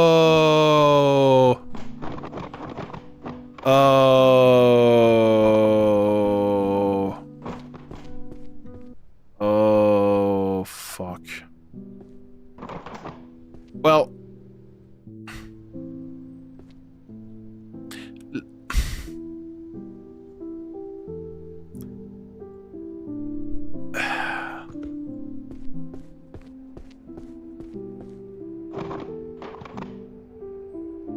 did you know that C++ was one of the first, if not the first, object-oriented programming language? Amazing, I know.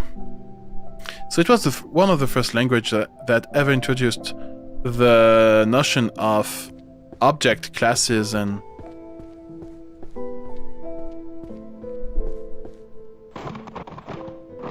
Wait, did he actually not understand it was targeting? Koda is getting gaslighted. Wait, what? Okay, stop. So, I'm getting gaslighted right now. So, I didn't know the quote. That's true. I know what German members mean. You know. I know that. Wait, now... Fuck.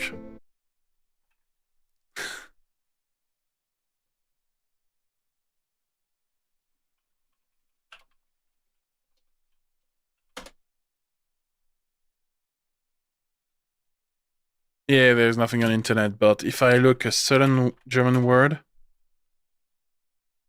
Yeah.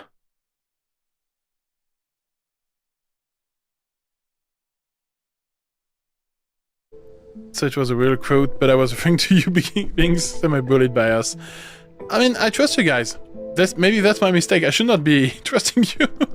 That blindly, at least. He's too naive. I'm too nice, that's for sure.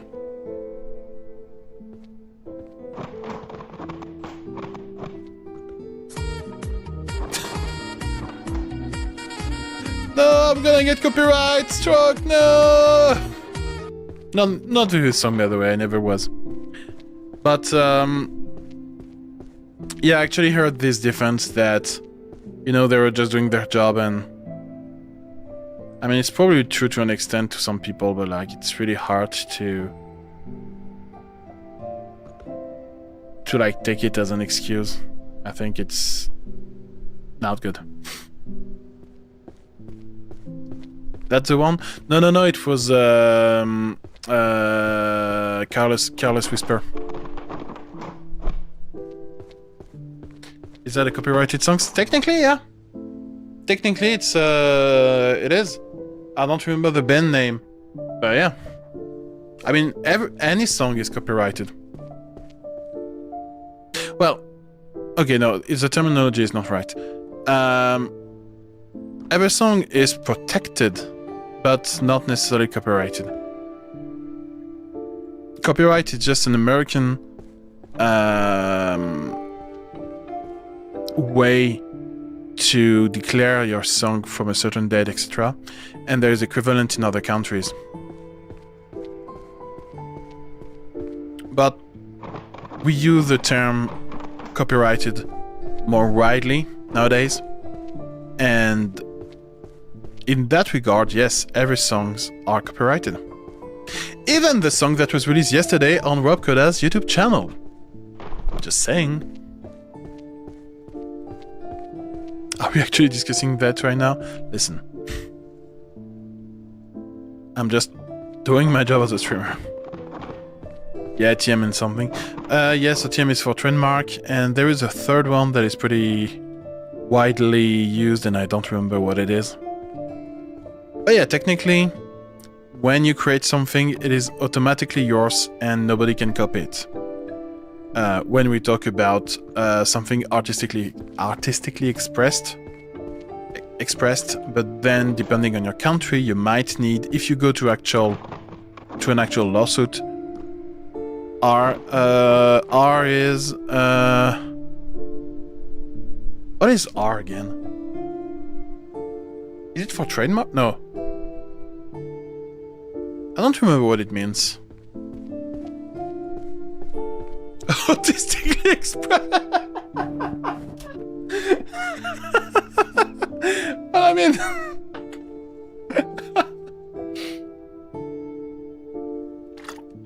you can artistically express art. You know, it's possible. But no. So everything that can be artistically expressed is technically protected, and if you go to an actual lawsuit, you just have to prove that you were the first to come up with the piece of art. And one good way to do that is to actually deposit your art in a copyright thing, because then it is dated by a lawyer, and then you have an actual date. All art I express is artistically expressed. I'm autistic and artistically protected then. Funnily enough, I do have a lot of autistic people around me. Like, it is quite surprising to see. And I think it's also very good that we are finally taking this seriously. It's not saying that, you know, autistic people need help or whatever, but just us being aware of it makes everybody's life so much easier. Like, for so long we just didn't care about, you know, people's brain, basically. Because I do also have a condition, right? But we finally just say, oh, people's brain is kind of important. Let's figure out what goes into them. That's kind of a good idea. You are one of these people. Also, you're German, so, you know, it's like... Sorry, that was free. I'm sorry.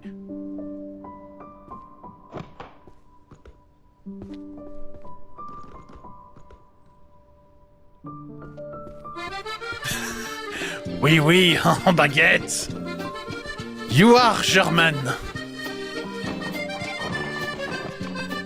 I knew one who was American and he was obsessed with a character, Benny Pardo. And you are French. From Hotline Miami too, and was drawing some beautiful arts with him. He was a nice guy. Yeah.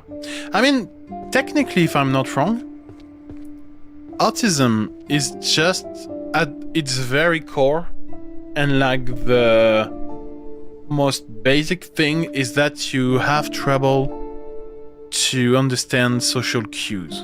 I think that is like the base of it, and then it can grow to bad, like any condition, right? But I think at the very basic, this is what autism is, if I recall correctly.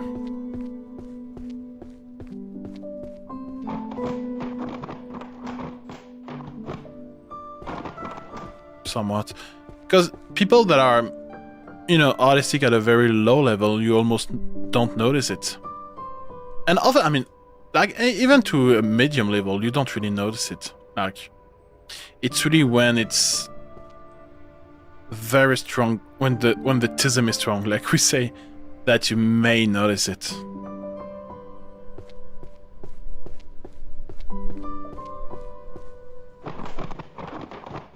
It's deeper than that, but that's that in a nutshell. Oh yeah, I made a summary of a summary, right? Yeah, it's... How do you really diagnose it? Does it have any physical impact or something? I could not tell you. I don't think so. I think it's more that you feel like everybody reacts to you in a weird way. Like, if I recall correctly, for example, usually autistic people, they like to go on big tangents about something they like. And it's not something that non-autistic people normally do. So if you are always going on tangent about things you like and people are always looking weird at you, you may say, oh, maybe there is something, That's one example I was given in the past.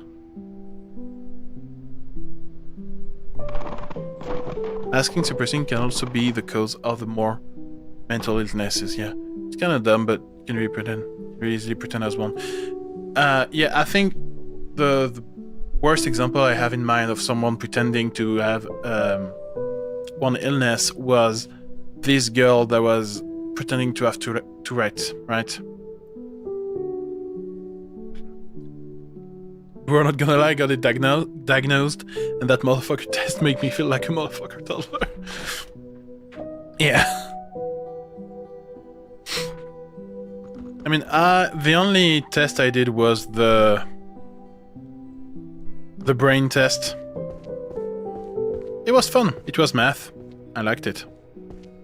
It was not math, it was logic.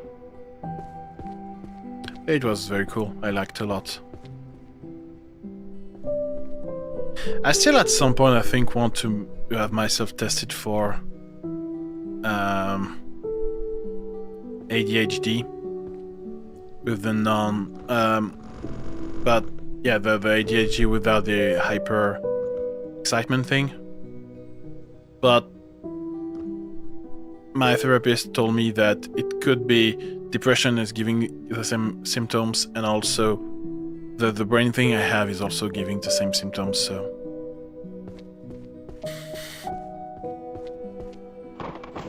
I guess at least you're still, I hope. They put a fuck-ass children's book in front of my face and were like, explain what you see. I mean...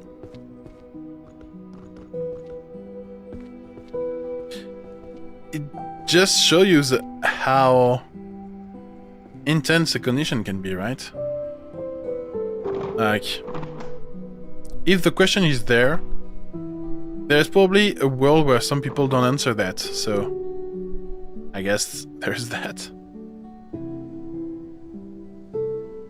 Tuesday 1 by David Wisner. What's the book? Tuesday 1, David Wisner.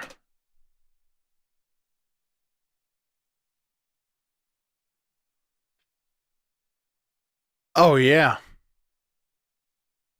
Oh yeah, so okay, yeah. I see.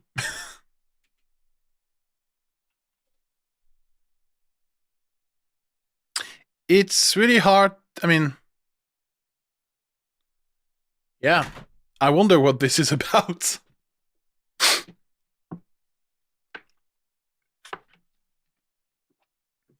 Around 16, 17, but it's a standardized test. Yeah, probably. All those tests, usually you have one for kids and one for adults and semi-adults. Some London book. I mean, yeah.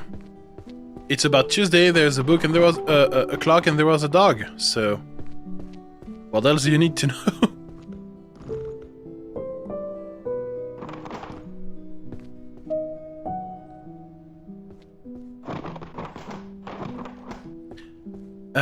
Fuck, there's so many books. I mean, it's not a surprise that there is so many books, but...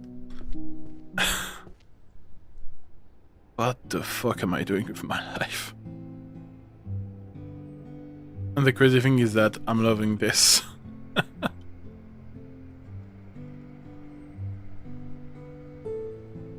You know it if you legitimately Google the Autism Frog book, you'll get a delightful Reddit post of all the kinds of people talking about said book. Oh really? Wow. Because the book was really interesting. I mean, it's probably the kind of book you can overanalyze, you know, so much.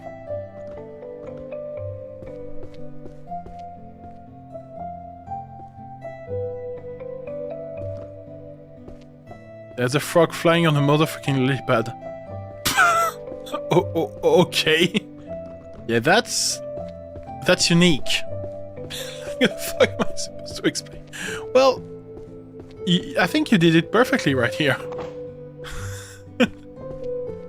Maybe it's an IQ test? There is no such a thing on an IQ test. Let me tell you. That's the test I passed, and yeah, I know there's no frogs, there's no lily pad. There's just a bunch of numbers, a bunch of words, and a bunch of symbols. That's all you have. But I liked it a lot, it was really fun.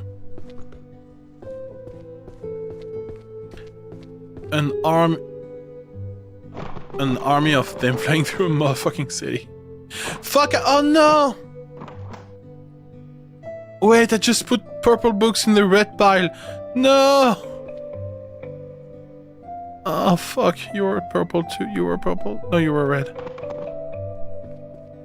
Okay, now it's good. God, I'm getting distracted. Two's on the how to see. Yeah. TFM, did you have to pass the Vice as well?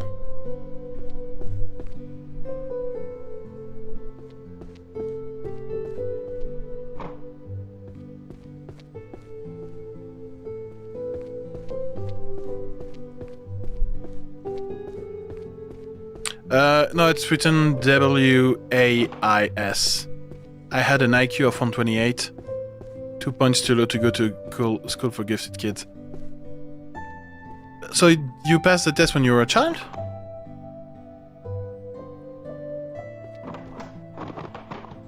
Because then I think the one for children is not the Vice, it's a Visk, if I recall correctly.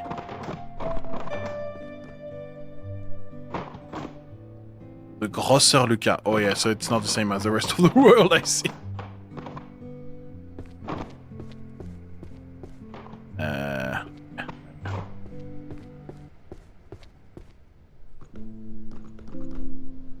Gifted, you mean in a good or bad way? I mean, gifted is the word they use to say when someone has 130 IQ or more. It's not good, I disagree with that. It's not necessarily good. Like... Because... It's not that you have a bigger brain or something, it's just that you think more overall. But you're not necessarily smarter, you just can think faster. And everything is always more tiring, basically. And there's a lot of common stuff with ADHD. Average score is 100. Yeah. And 130 and more is like 2.2% of the population. So 2% of the population is quote-unquote gifted. I prefer the French term we have. It's high intellectual potential. So it just means that, yeah, your brain is working more. But gifted sounds like it's a good thing. It's not necessarily a good thing.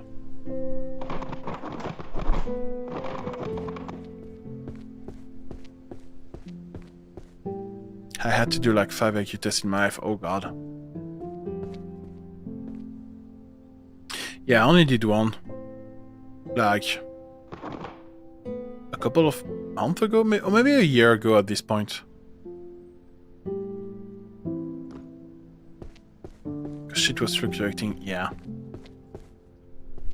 I'm so mad because in my IQ test there was a question I failed, and right after it I figured out what I've done as a mistake, and I was so bad.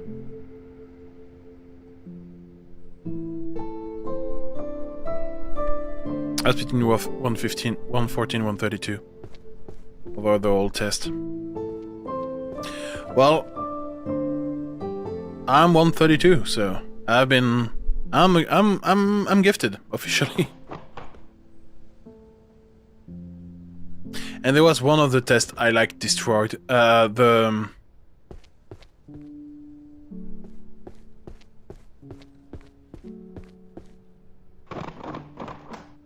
Wait, you guys have to do it? No. No, it's not mandatory at all. It's when you... I mean, it's a medical diagnostic, right? And in my case, in France, I have to pay for it.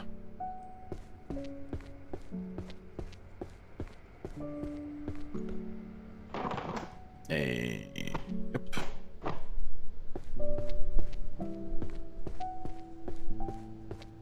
I'm sorry, I don't know what to say. I mean... It's like a radio or something, you know, it's normal.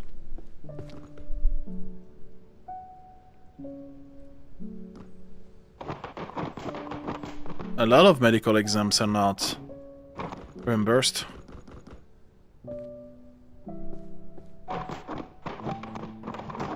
In my case, when I was seeing my therapist, I told her that I was suspecting ADHD, and she told me that I should first pass an IQ test to see if there is a profile, because an IQ test can reveal some type of profiles. It's not a diagnostic of everything, but it can show you that there is a potential for ADHD, autism and such, depending on how you respond. Because when you do the IQ test, your responses matters, obviously, but also the way your responses also do matter. So that's why you really have to make them with a therapist to get that. It wasn't visit to Europe. Oh, okay, sorry, my bad. Shit happens, I learned to deal with it. Yeah. Can't reply because I'm too lazy to download an app on my phone and I can't do it from the browser. Yeah, don't worry, man. Don't worry.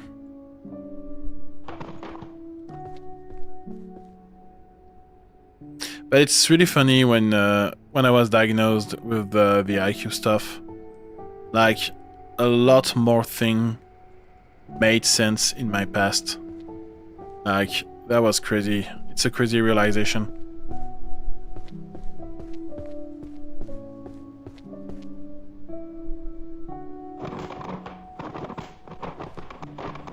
And it felt good to have an answer on why I behave this way and why people look at me this way when I do this kind of stuff. So my thing is really not as bad as, a lot of conditions, so I'm not, complaining or anything, but it does really feel good when you have an answer, like really. Yeah, I said that I had to do my IQ test as part of my psychic evaluation for the long diagnosis list. Yeah. And that's also something I think we should be glad to have right now, is that we finally, after many years, take care of this, right? Of everything mental. Because for the longest time, there was just a diagnosis of you're crazy or you're not crazy. Like, there was no nuances whatsoever. Now we finally take this shit seriously. And I think that's amazing, genuinely. And even just depression, right? Like, there was a time where being sad was almost not allowed. Now we are kind of normalizing that people will be stressed, they will go to burnouts and such. I think that's cool. Fuck, I'm stuck.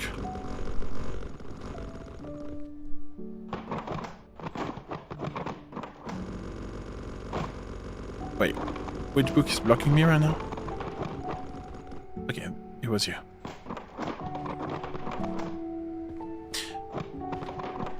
Yeah, I mean, technology moved further, we are no longer in the lobotomy age. Yeah, but even... I agree with you, but even with technology, without technology, like... Look at 20 years ago.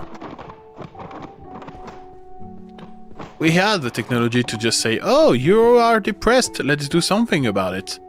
We just choose not to back in the day.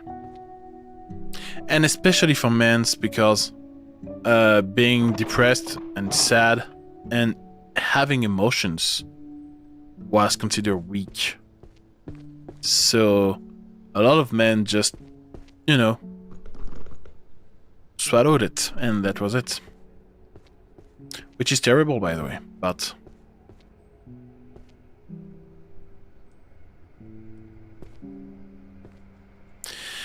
It is what it is. Yeah, I got to learn a lot of the DSM-5. What's that? The DSM-5 is the standard classification system for mental disorders.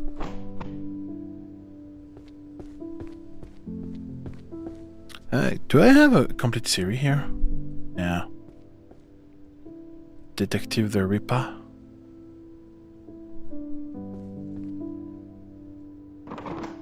Okay, why do I have...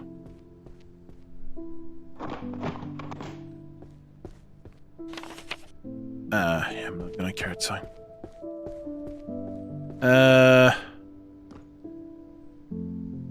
God, so much books.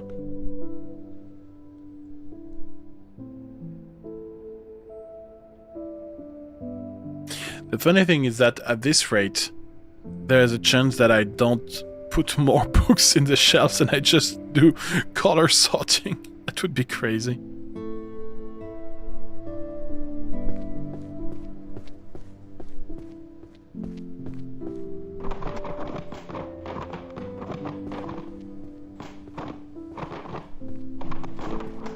It's like the ICD-10, yeah.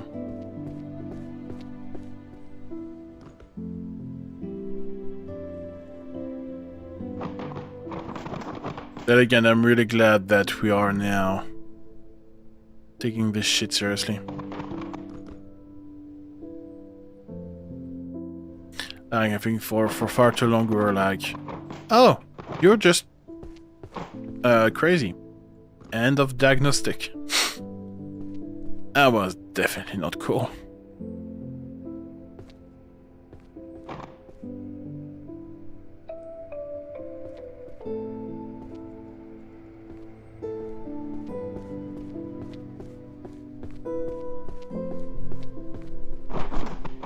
Okay, lexicon best diseases. I guess this game really gives you ground for the conversation like this, just like Lumberjack. Yeah! And I love this. I really love talking about shit, and I love to learn things too. Like, because there's so much I don't know, right? And I'm always happy to be wrong. Like, genuinely. I mean, at some point, who knows? Maybe I will turn into a just talking streamer. Maybe, I don't know. I just feel like you need to... Well, it's also an advice I saw a lot on internet, but it's also good to have a list of subjects to talk about if you have nothing, you know, planned. Because you need to have a conversation starter, right? Otherwise, it's kind of difficult, especially for small streamers, when you don't have, you know, a super big chat that discusses about everything all the time. It can be kind of hard. But I'm super glad to have you guys. I'm really glad, and it's really nice to just talk about shit while I'm sorting. I'm doing book racism, you know.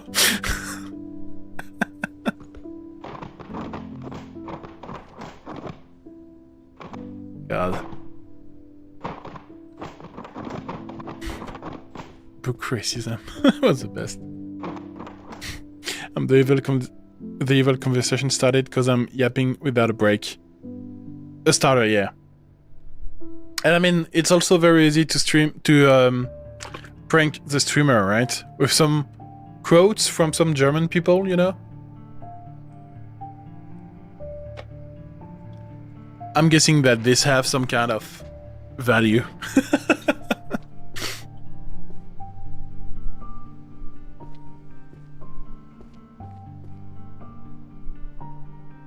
Jesus. I don't know what you mean. Really now? Interesting.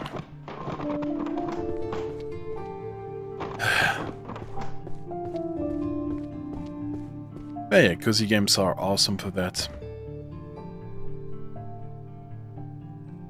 I never thought I would play and enjoy that much cozy games in general. I used to be... I'm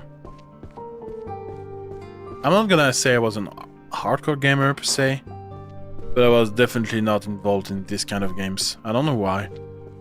I felt like gaming was really not playing hard, you know, skills, pure skills.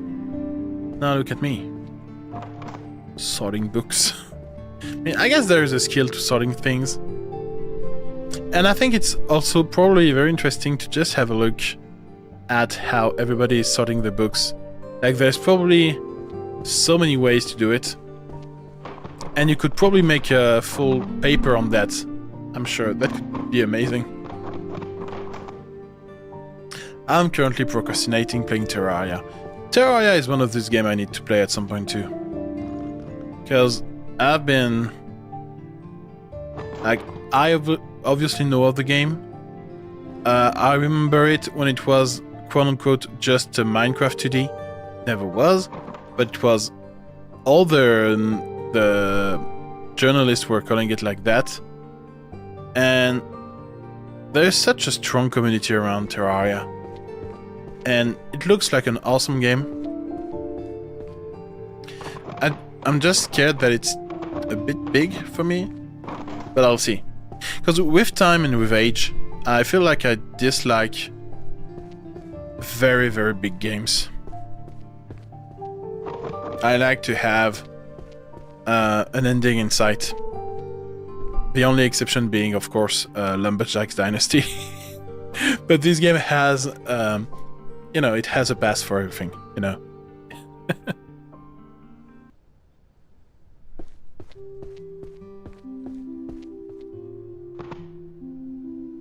Because I finally need to get that shit over with, but I have never made it past hard mode before quitting. It's almost like Isaac, but smaller. But those are the best. Big games like Elden Ring are awesome. Yeah, sure. It's not about them being awesome or not. This is not really the point. It's just that I like finishing games, right? And with time and jobs and life, it's really hard to find time to do so. Sadly, they are getting repetitive mostly. Well, I mean, we are in the middle of a time with a lot of Souls-like game. You know. And there's probably too much of them right now, so there's a bit of a saturation.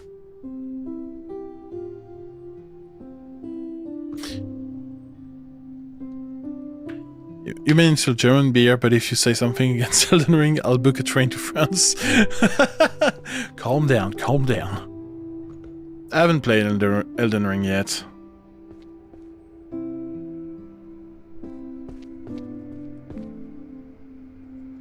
But I do think that the Souls genre is like... There's too much of it. Well, and especially Souls game with Asian setting. Like, since Wukong, even before Wukong. Like, at each game conference, there is 2 Souls games that, you know, are localized in Japan or China. I'm like, why so many? Like, I like China, I like Japan, but can we do something else? Yeah. At some point, there's just too many. But I wouldn't put Elden Ring in that category it came before. In my humble opinion. I just know that it's too big, which makes it worse. It just aims on more than it can do. It just seems to notice more and more things are getting mandatory. But not gonna lie, Souls like carrying me through some bad time. Sure, and like, it's very personal, right? If it's a genre of game that really speaks to you and that you really like, you will never think there is too much of them, right? It's a very personal thing. And my problem is that I do like almost every genre of game. So I do like variety. And when I notice that variety is not on the menu, then I'm a bit sad.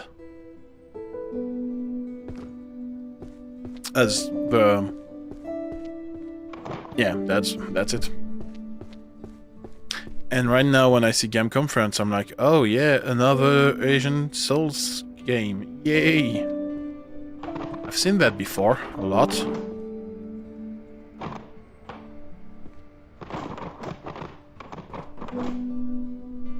It's like, you know, at some point in your life, there was a lot of game based on movies that were big. At first they were good and then they became bad. And I think that's slowly happening to a lot of genres as well. How many of those do I have? 10! No more! Healer Diff, a comprehensive guide. Okay, so that's healing magic. 1k. 1k, 1k, 1k, 1g, 1h, 1j, 1l, 1k! Okay, good. The only game I almost never stop playing is Geometry Dash. It helped a lot. Oh, I know there's an over-influx of Souls game right now, yeah. 2, 3, 4. I mean, I used to play... Wait a second. Okay, now I'm You remember when I showed you the...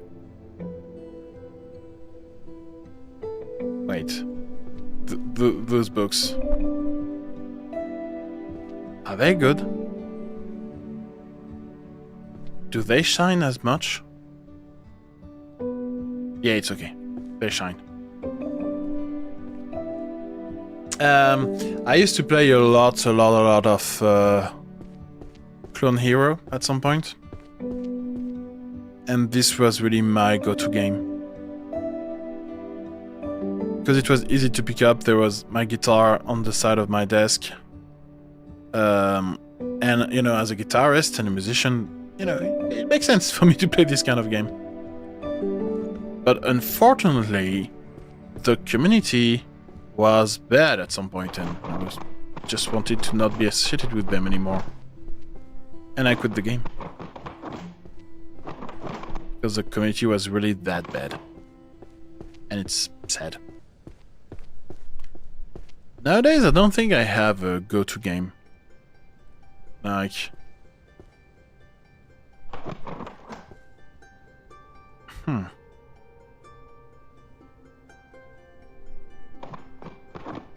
Yeah, I don't really have one. I've never seen it. Well, if you're not part of the of the Guitar Hero community at first, then you don't really know it, because it's basically a Clone Hero clone. Sorry, a Guitar Hero clone that was made to be super efficient and made to be super easy to import songs to and everything. There's some cool stuff too. Talking about variety, I'm currently still working with a couple of friends on our own Souls-like that is supposed to be inspired by TLOZ, Wind Waker, and play it like cello-based society. The Legend of Zelda. Nice. Community sometimes either saves the gaming experience completely or just ruins it entirely. More often than not, if you hear about a game community, it's the latter, unfortunately. More often than not. Isn't making a Souls-like game very difficult, though? Well, I mean, it applies to every video game, obviously, but like...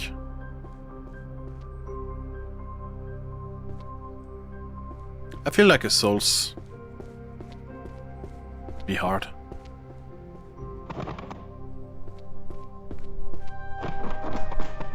It's still heavily work in progress. Yeah, sure.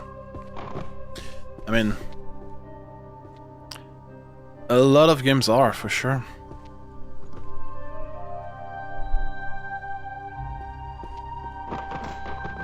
I have to work on my game soon.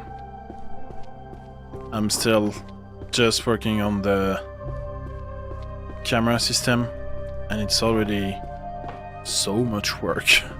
Just to have a proper feel-good camera, it is such a nightmare. It's fun though, but it's hard.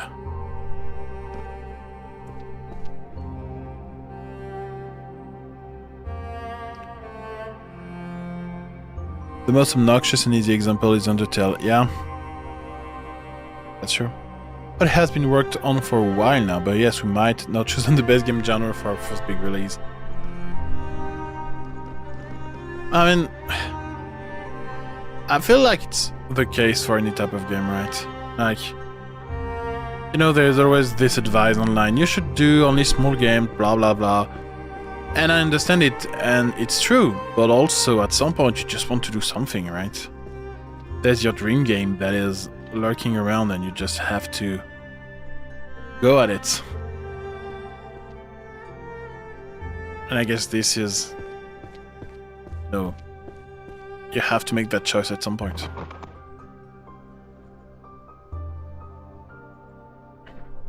Also, if you didn't know, Omori also has mostly very bad community. A couple of my friends completely dislike the game because of them, and honestly fair. I've been lucky enough to be exposed probably to the good part of the community. Because all the people I've seen on the community or, you know, interacted with my YouTube shorts and such, they're all lovely. All the TikTok guys were super nice, so I guess I've been lucky enough to not seen them. But it has been a massive passion project, and we thought if we start, why not start big? I understand I did that in the past, and well, in my case it was a mistake, but the thing is that you learn so much experience by finishing a game, right? Rather than just working on it, first of all. And second of all, there's also the aspect of, it depends on what you want to achieve. But if you're looking for some level of commercial success, it is good to have a portfolio behind you. Especially if you are looking for some publisher at some point. So it depends on your goal. And I know that for me, the goal has always been to have a game company rather than just releasing a game. So I always approach things with thinking, okay, I need to have this viable enough to have a company after that, and I need people to take me kind of seriously, even though, you know, I'm technically just a bearded guy cutting some stuff in my room, you know. Again, it all depends on the intention, right?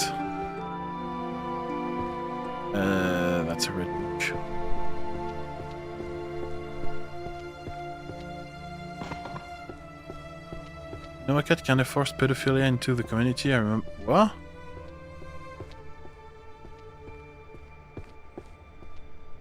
Yeah, that doesn't sound good indeed.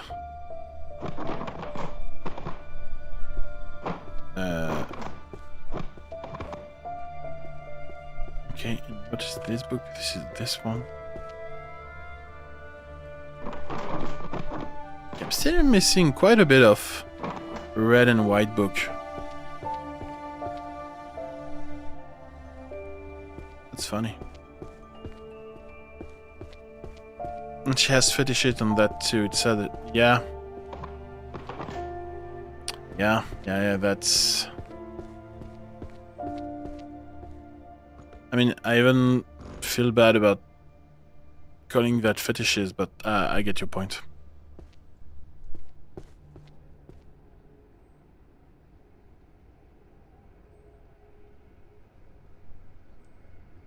That is sad indeed.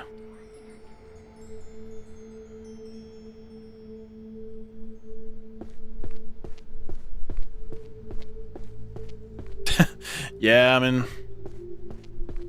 Yeah, the Doki Doki fanbase was wild too. There was a lot of porn. Yeah. And I guess the excuse you will hear is that, oh, but in Japan there's a lot of porn of underage girl, and you're like, sure. Doesn't make it good though. Far from it. Like, those are still high schoolers. Like, don't.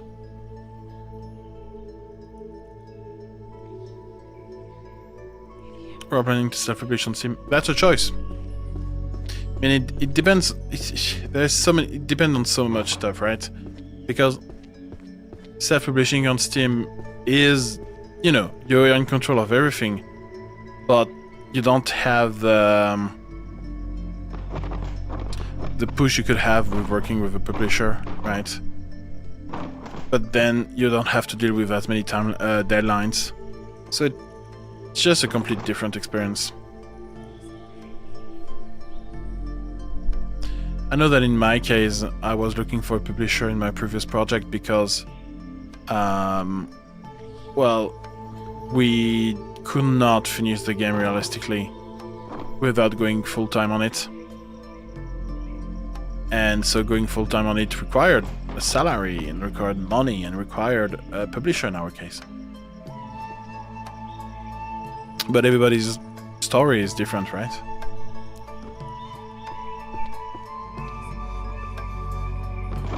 I remember me and my friend were talking with one of its creators on Reddit, and literally his argument was, oh, there's a disclaimer that they are 18. How did you miss that? Like, yeah, Natsuki or whatever just moved to high school, yeah, I guess. Yeah, I mean, I don't think there's a disclaimer like that, actually. Because high school, you can finish at school at 18, but I don't think that's the case. But you are planning to first make a Kickstarter just to see if people are interested in it? Fair, just that... So, and that's only my opinion, right? I'm just sharing what I remember when looking at it, because I've went through these questions myself back in the day. I feel like a lot of people lost faith in Kickstarter because of all the games that were not released, that were all the scams on it, right? And they are multiplying with times. There's still a couple of success stories on Kickstarter, obviously, but I don't know, I never...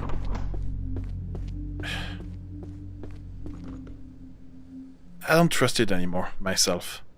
So I guess that's why I wasn't comfortable going there. But maybe my impression is wrong, you know, it's like... That's what I remember from it.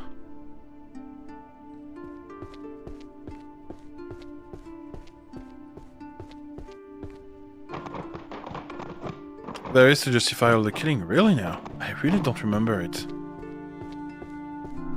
But it's been a while since I've played DLC. I love this game so much, by the way.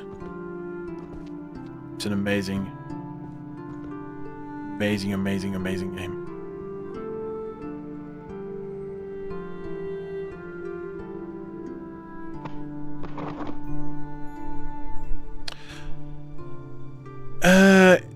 The demo festival every year on Steam, maybe you can try there. I mean, the problem with video games nowadays is that, you know, you can have the best game in the world, you can have the best demo in the world. If nobody hears about you, nothing will happen. There is just, you have to do so much marketing compared to before. And more often than not, if you go through a publisher, the publisher will handle that for you. Because being a marketeer is like a full-on job, right? And most of the time, developers are busy with developing. So it's kind of... it's a big task. I mean, it's okay. I thought it was amazing, but then I researched a bit and I understood it's not groundbreaking in any way because Medini DLC was released in 2013. It was pretty niche. He pretty much stole all the ideas and stuff like that. Yeah, but still, I mean, it doesn't need to be groundbreaking for it to be good. It was super well executed. You know, like it was really well done. And if it resonated with that many people, there is a reason for it.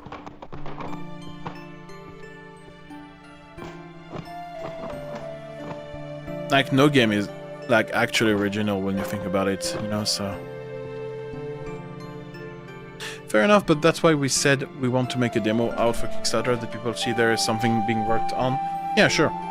And then it would be our task to regularly update our community and not just go radio silent. I mean, that is... Like, if you plan to make a Kickstarter and not update it every week, it's a suicide, basically. So yeah, no, I understand. Kickstarter requires a lot of maintenance.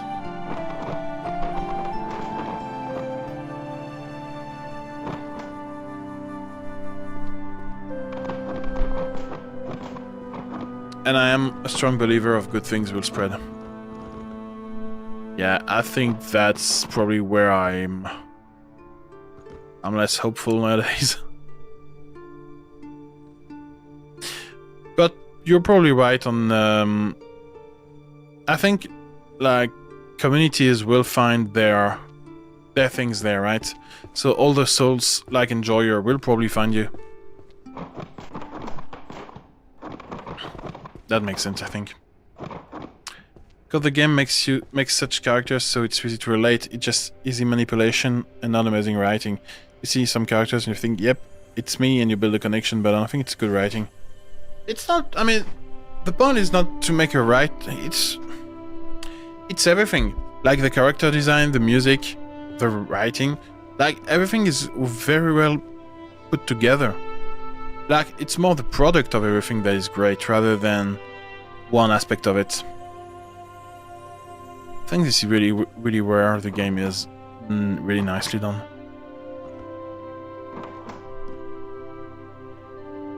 The timing of it is great too, I think. Like, all the stuff happens at the exact right time where it needs to happen. That's also very well done in this game.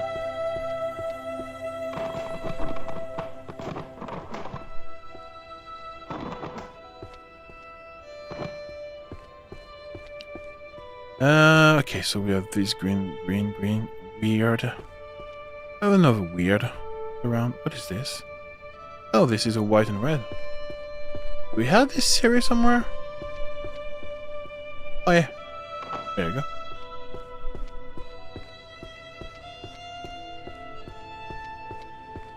And I don't know if we can really...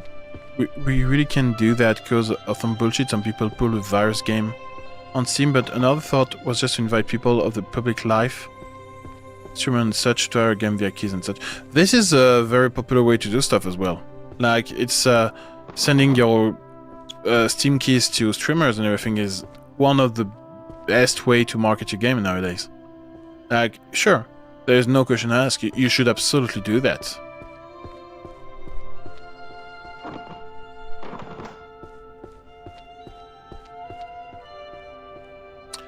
just have to make sure that you have a ready enough demo for this there. Like, if it bugs on a streamer PC, it's gonna be bad publicity for sure, especially nowadays where, you know, quality is not really the main, you know, the main target of developers. I mean, a lot of people are saying it's amazing because it's writing characters and when they are pretty much non-existent and empty if you think about it, and like the very accurate depiction of the DLC, depression of the DLC. I mean, the characters are well written in the sense of they perfectly embodied their cliche characters, right? Like the depressive child friend, the tsundere and the yandere. I mean, they are written. They are on. Okay, it's not amazing. It's on point. You know, this is how I'm gonna say this. It's like those cliche Japanese characters, and they are made on point. And it works really well with that feeling of, oh, I'm just playing a dating game, and those are my characters I was expecting in my dating game. So in that regard, I think it's really well done.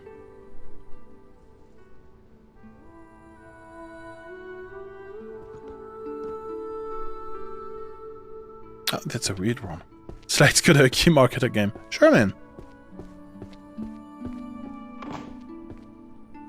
I would be pleased to do so. I don't have a big reach, but you know, I can do this for you.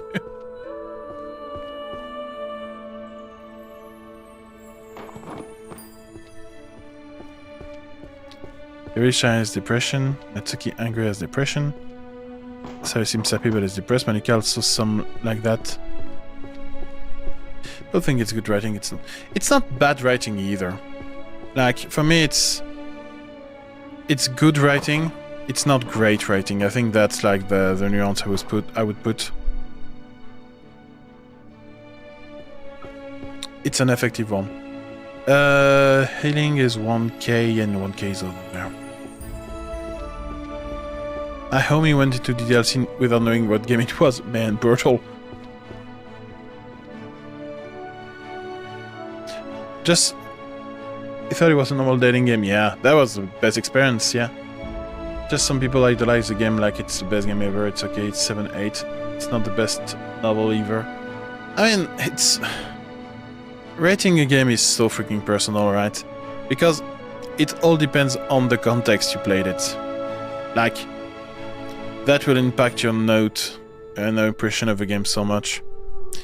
There is genuinely zero way to objectively give a rating to a game.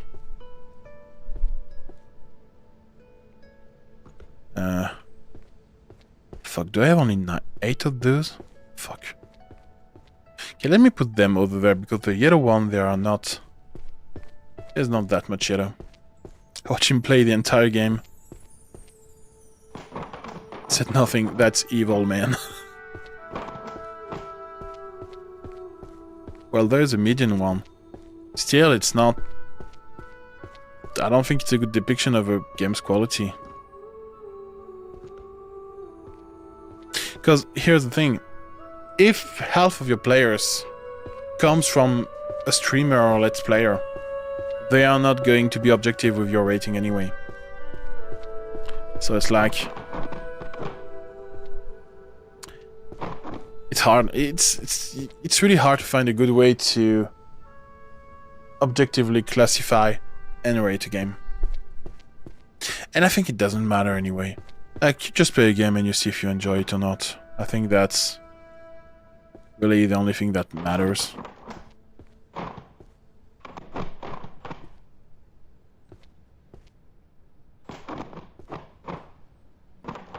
And like someone's appreciation of a game doesn't make it good or bad. Like when you think about, for example, getting over it.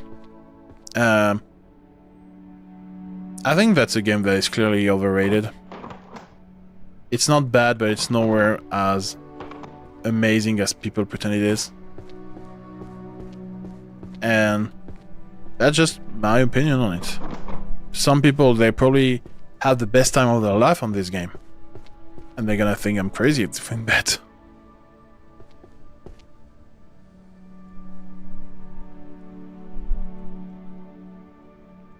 But if you take the actual median of everything, I think every game are mid. Like, genuinely. Because you can find enjoyers and... I mean, yeah. Every games are probably mid.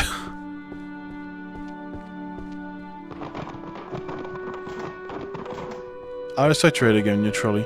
I tried to, but it is... like, just not possible. But I try to have as an objective as a point of view I can have these things.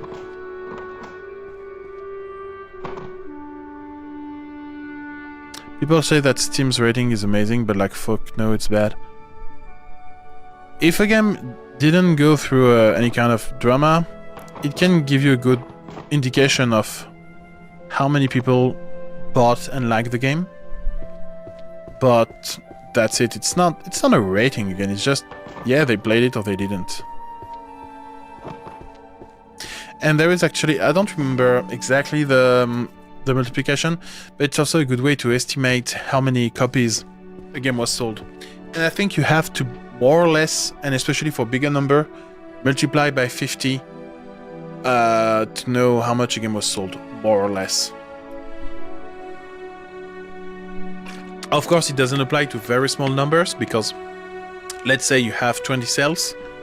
Those 20 sales are probably friends and family, so they probably rate the game to help you. But after a while, it's a good indicator.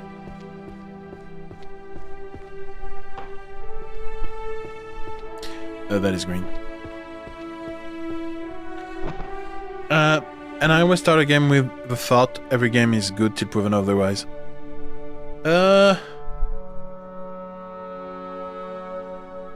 I think I'm very similar on that one.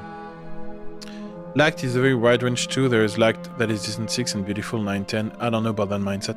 So, okay, a couple of things about the like thing. It's very difficult to find a proper range of rates because, you know, people will tell you that everything below 8 is bad, 7 to 8 is okay, and everything below 7 is bad. This is only true in like customer support and that shit. But in reality, everything is far more nuanced. And when people are trying to push that narrative to you, they're just trying to unnuance you. Like, of course you can like a game at 6 out of 10. That means it's a bad game. It just means that it's a game you will never play again and it was cool and that's fine. Move on. Don't make it bad. But for some people, this is bad, and I think this is bullshit.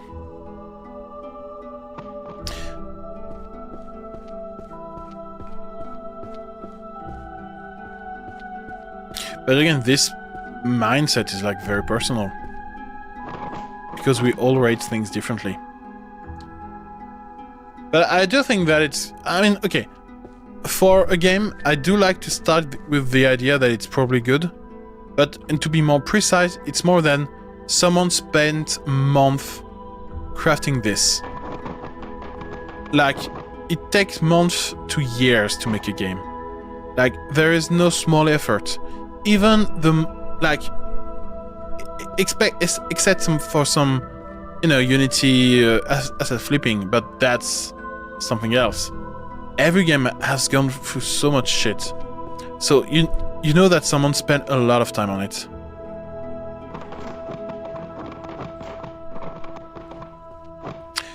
We can get 30 tiers like Fontano does. No. More tiers doesn't make sense. Because you just move the problem elsewhere, right? Because those 30 tiers, they're gonna mean the same shit. Like from tier 1 to tier, I don't know, 10 it's bad. From tier 11 to 20 it's okay. And just move the goalpost. You just liked the game or didn't like a game. I think that's it. And then you can, explain what you liked, what you didn't like. But summarizing it to a single number, I think it's actually bad. I think it's really not a good thing.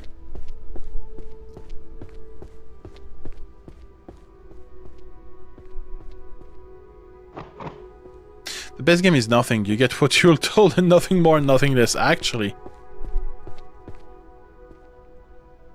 I mean, I guess it is true. I don't know, so you suggest that out of pity you should add a few points to the rating? No, I'm just saying that you should not have a rating at all.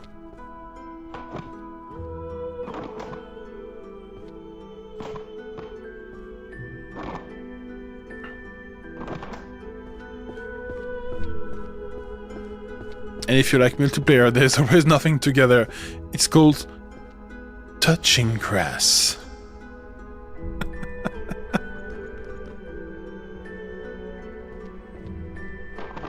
And again, I'm thinking this also in the mindset of a developer. Like, let's say I've spent, 7 years working on a game. And I know that it means something to me. If people trash on it, it doesn't... it's gonna kill all my effort for nothing. Like, you don't get it because this game was not made for you. And that's often the case with, very artistic games. And just simplifying it to a rating, I think, is missing a lot. Just move on. And let people play it. If they want to play it. That's the thing. It's like in music. In music, it's even worse because people that make music reviews, they often really like a genre or something. And they're not really objective, so if you're not part of their genre, they're gonna say, oh, it's bad. No, it's just not for you, and it's fine. Just move on. I mean, yeah, but like, you can easily come around the reviews like, this game music sucks, but gameplay is fire. Another will say literally the opposite, so I don't know, it's hard. It is hard! Because, again, it's... everybody has their own path, their own experience, so... it is very personal, and again, just saying the gameplay is bad, the gameplay is good. It is like just a rating of 1 to 0, right? Instead, if you say, I found the gameplay hard to take to game. I don't know what is the word. I found the gameplay hard to tackle because there is this mechanic of you have to constantly look at things for it to work or blah blah blah. Well, I don't know. I don't have a concrete example in mind right now. But this could be useful. And because, if a gameplay is difficult in that specific example, it may be some accessibility issue. So that would make sense for it to be more described, right? Instead of just saying, nah, gameplay bad.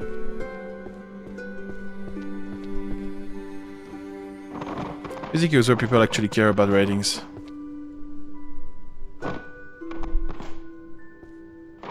I mean, people are... and the crux of the issue, when you think about it, and we've talked about it many times, and I'm trying to advocate against it, people should stop worshipping everything. Like, it's okay if you have completely opposite, ratings as me. Like, I'm gonna find one album of music awesome, life-changing even.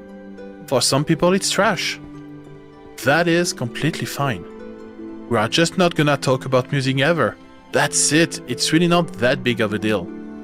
But people like to worship stuff like an absolute thing. And sometimes we also do, right? And we are not doing that in toxic way. But when we say this game is peak, that is almost the same thing, right? It's just that I know that we are on this chat, proper human being, that can understand nuances. I mean, yeah, people think they are always right, but fuck them. Like, genuinely, fuck them. Like, I have no time to lose with people that can't accept, nuanced opinion. Like, if you cannot think for a bit and understand someone else's point of view, what the fuck are we talking about then?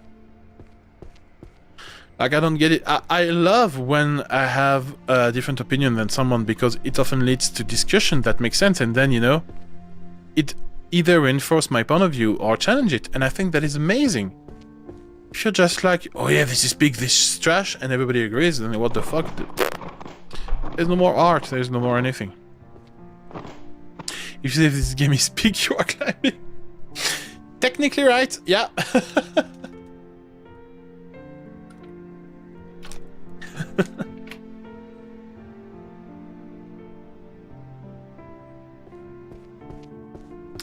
But people are just too extremist all the time.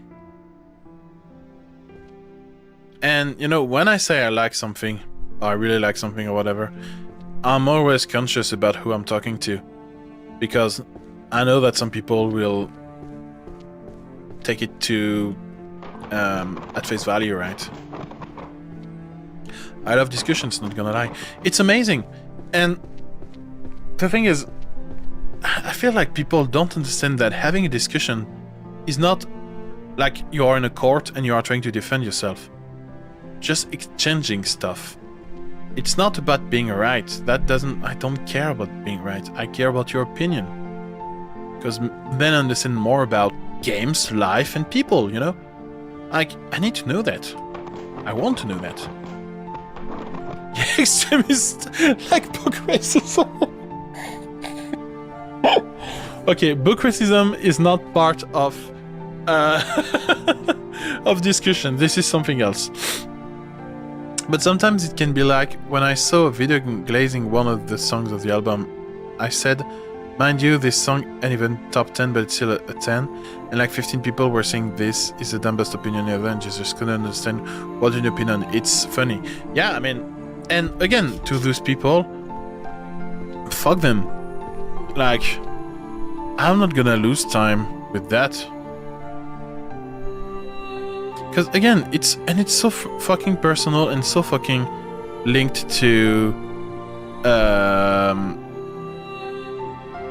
the context on when you listen to a song or experience something.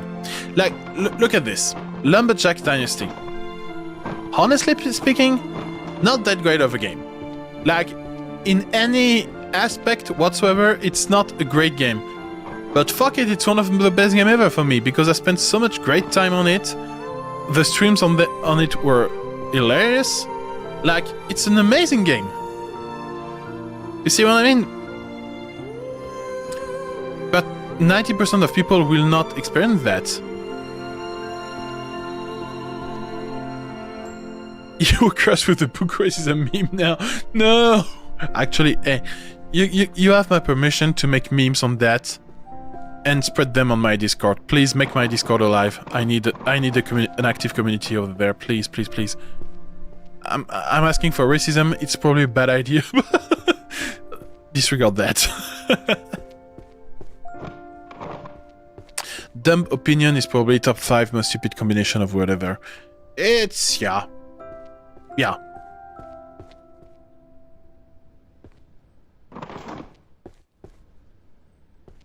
But, No, I'm also thinking about what is the point? Like, genuinely, what is the point of a shared negative opinion? And I mean a shared one. Like, if you don't like something, that's totally fine, right? But what is the point of just saying to the world, I didn't like this thing? What does it bring exactly to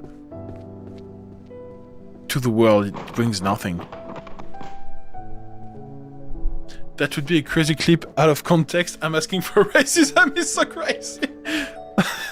Okay, I put a marker. Maybe I'll try to make some video editing on that. What if my take about copyrighted music in the morning was a rage bait to get the server moving? Maybe. I don't know. I will never know.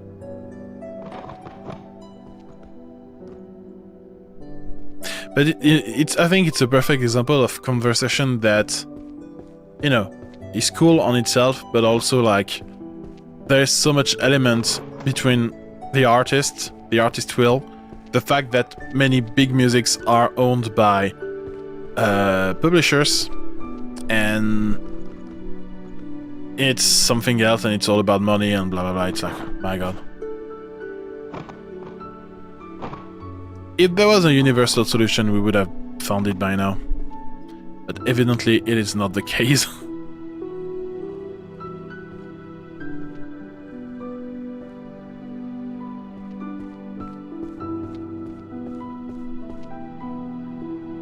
But I'm not gonna lie, in this kind of discussion, what I like to do, because I'm always afraid that people take it personally, and I do have this tendency to, at some point, just reassure them of being like, it's not against you, I'm not trying to, you know, be mean to you or whatever, I just really love to be engaged in discussions. Because I'm always so fucking terrified of making people genuinely angry.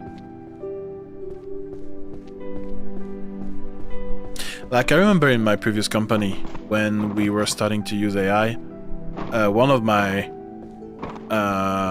co-worker was super into it, and I was super against it. So we were always arguing about everything, right? And at some point, I came to him and I was like, man, just want to say that I like you, like you're a super cool guy, and I know that we're arguing a lot, but don't take it personally, it's really not against you. And it was really cool because it really untied some tension. When the artist dies, his music becomes a national property? No, and hence have to be copyrighted. No. So again, that depends on the country. So in the case of, I think in US, and that applies to the rest of the world, when the original author die, the art can still be copyrighted for 90 years. I don't remember if it's 70 or 90. But most of the rights are actually just given to children. And I'm pretty sure that in some country this 90 year doesn't exist.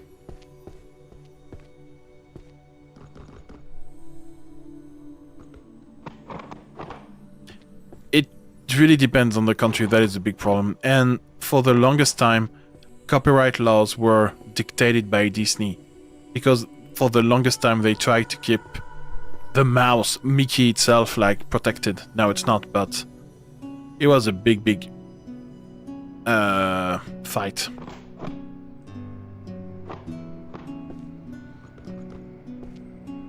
And like at first, copyright after death was extended to 50, then 70, and it was all because of Disney.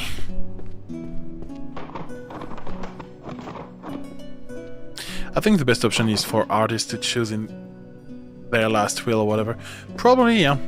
I mean, the artist should decide. For me, this is important, that the artist should decide what happens. Obviously, it becomes more complicated when the art belongs to a society rather than a company rather than an artist. Like this will happen for a lot of, you know, publishers and stuff. But on the principle, I think, yeah, the artist should decide. Maybe it's not a good idea, I don't know. I mean, for me it is, like, very obvious. Again, you created something, you have all, for me, you have all the right on them. Like, you can decide whatever happened to it. If you choose to not share it, it's your choice. If you choose to share it, it's your choice. And nobody has the right to tell you what to do. There's a great game on that, actually, called The Beginner's Guide. The Beginner's Guide is a great game by Davey Redden, who was one of the creators of the Stanley Parable. And after Stanley Parable, he was under a lot of pressure for people because they all wanted to have the Stanley Parable 2, basically, right? But he wasn't ready for that level of success and level of, you know, public attention. And the pressure was too much on him because at first, his very core, just wanted to make cool games. And it's like, this game was really about a game developer called Coda. And it's fiction, right? But Coda is this fictional game developer that just do game in his bedroom and doesn't want to share them. And in the story, Davey, the game developer, just betray that and share his game to the world. And it's a very interesting story. And my name, Rob Coda, may or may not come from this very game that I really, really, really love. Because it's such a great story about ownership on your art, your will, and people betraying you, even with the best intention. And this is what I find crazy about this story, is that it's a betrayal, but with the best intention in the world. And that is so fucking interesting. Yes, I'm talking about the beginner's guide. By the way, to who will the money go if the artist is dead? He doesn't have a family nor a label that will get it. I don't know. Because you always have a heir, I think. Or it just goes to public domain immediately. I don't know. How's the cleaning going? Hello, Vignac. Welcome. How are you doing? Well, remember I had 5 piles of books. Now I've got 8. But this is green pile. This is red. Well, greenish pile. This is reddish pile. This is bluet or vile blue-ish pile. This is yellow pile. This is bullshit pile. This is black pile. This is another blue violet and it's in mirror. This is another red pile, it's in mirror, and this is another green pile, it's in mirror. And I still have all of those books to put in those piles. And in the meantime, those books were added to the collection, those books were added to the collection, and that's basically it. Welcome.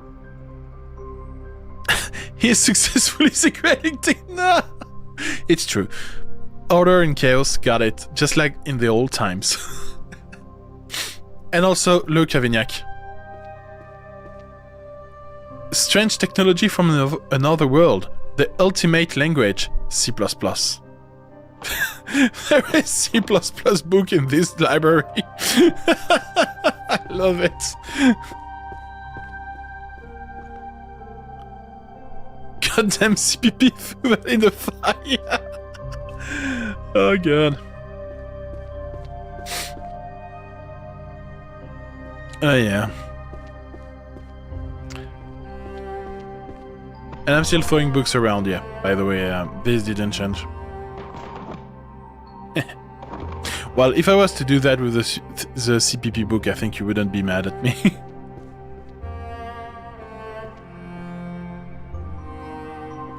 Could you imagine if there was a book for pure basic? That would be a fucking throwback.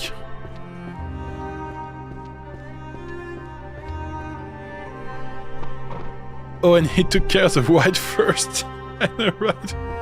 Oh, that was not me. I mean, it was me, but... You missed a lot of jokes about it, like a lot. I'm not gonna lie, they were all about the same thing. Racism. And we all laughed. And I don't know what it says about us. Oh god. Okay, I'm gonna work on the black books for a bit. So you can see that colors don't matter to me. I'm a diverse type of guy.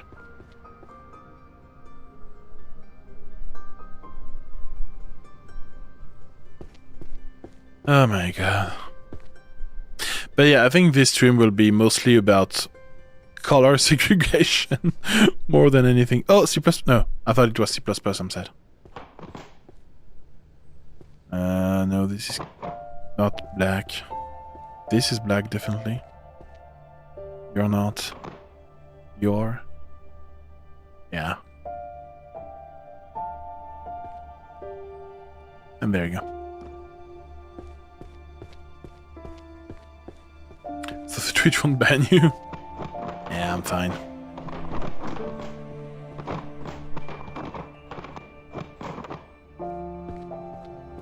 Look, Twitch. It's fine. And honestly, if I was banned on Twitch for talking about book colors, I would be pretty mad. Like I would be flabbergasted and yeah, mad probably. But I don't think it's gonna happen. I don't plan on being banned on Twitch. That's not the actual plan. As long as we believe the C++ book, it is fine. You know, there was a while ago, not that long ago, I almost considered doing some CPP.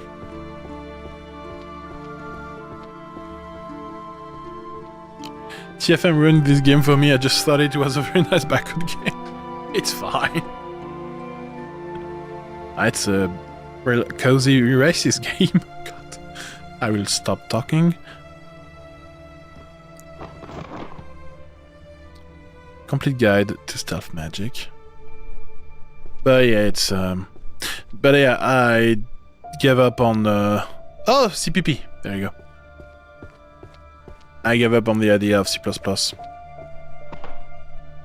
Part of me still want to learn maybe C rather, but I have a hard time finding a good reason why.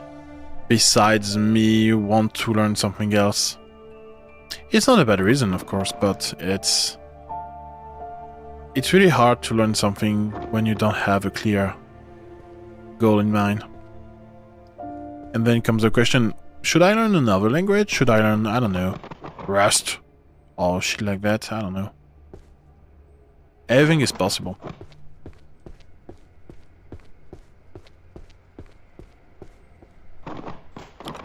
Or should I learn, I don't know,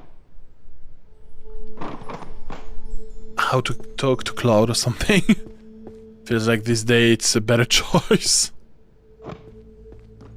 Not the choice I like, but you know. What am I doing? I'm sorting books.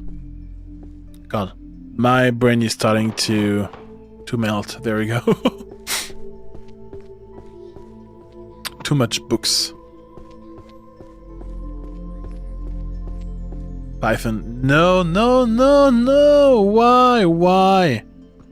Why would I learn a sub-language like this? Doesn't make any sense, man. I want performance in my code. Because it's best. It's a best. See? It killed your English as well.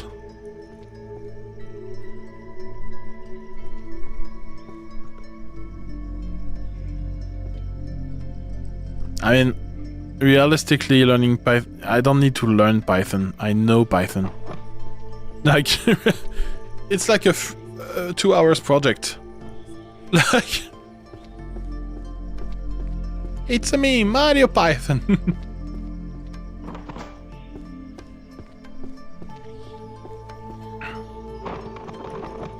And I'm still traumatized by the Jython.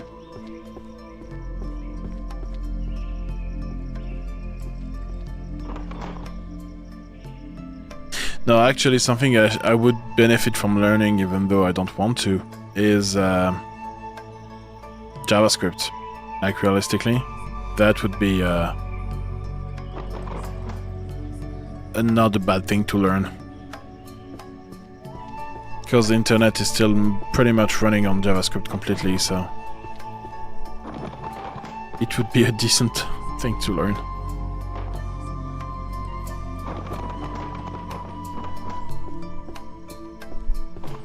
Or maybe internet will die.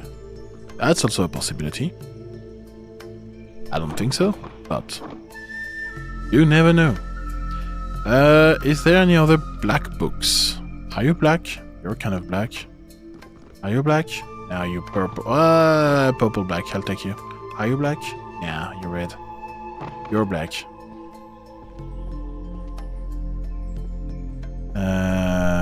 Any other black books lying around? You're black? You're pretty green. I'll take you anyway. And soon everything will be back with the JS. It's already probably the case of the internet, you know? Like, seriously. My god. As if JS code was not terrible already. I know, right? Yeah, and we'll be back to segregating IRL. Yeah. I don't think any AI, besides maybe Grok, would be able to do so. I think all of them have some kind of safeguard. But again, Grok is a thing, so the guarantee is kind of slim.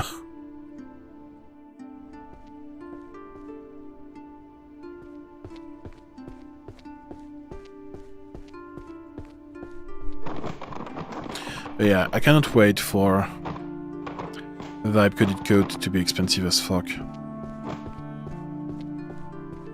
Grok is the one that glazes Ellen. Yeah, it's the Twitter LLM.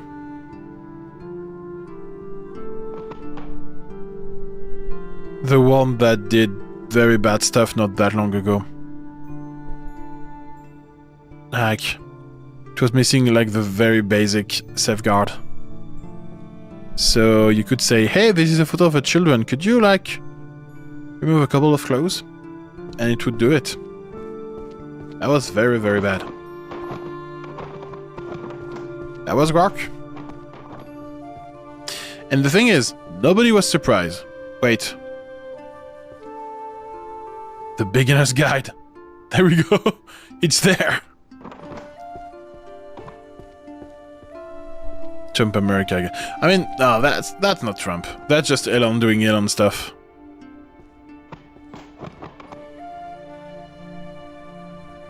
Like, those guys are so rich. No, the country they're in doesn't matter anymore.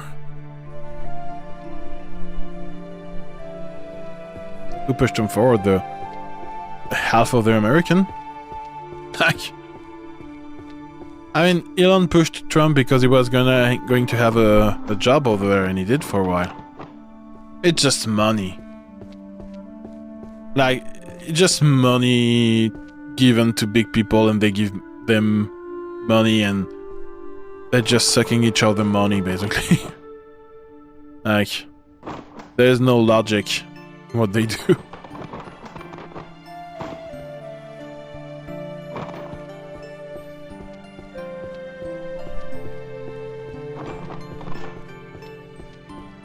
Alright, so... do I have all of them now? Oh, 9 out of 10. Fuck! That's a nice pile, by the way. Can I do the same with those? Almost there.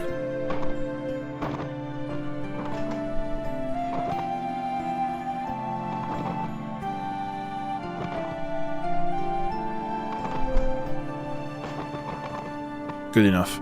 3, 4, 5, 1, 2, 3, 4, 5, 6, 7, 8, 9, 9. 2, 4, 5, 6, 7, 8, 9. 1, 2, 3, 4, 5, 6, 7, 8. I still have white books over there. And over there I have nothing.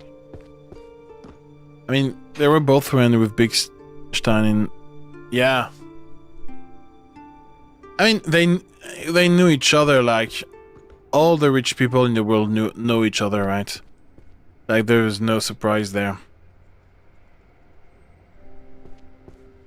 But what I'm saying is that I think Trump by himself doesn't have anything to do with how Grok is developed, right? They just know each other, they make cool photos together to have some free PR. Then boom, move on.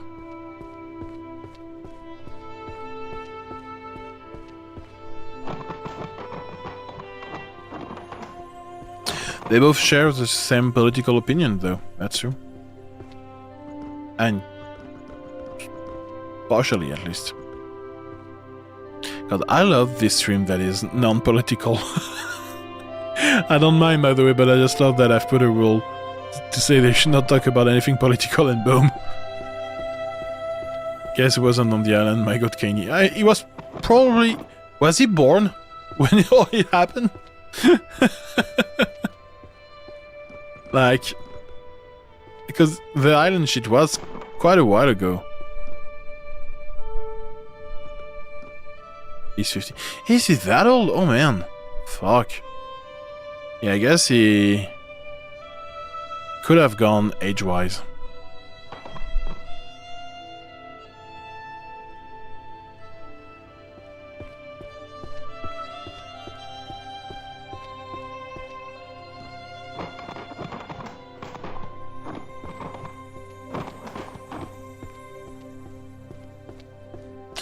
Okay, God.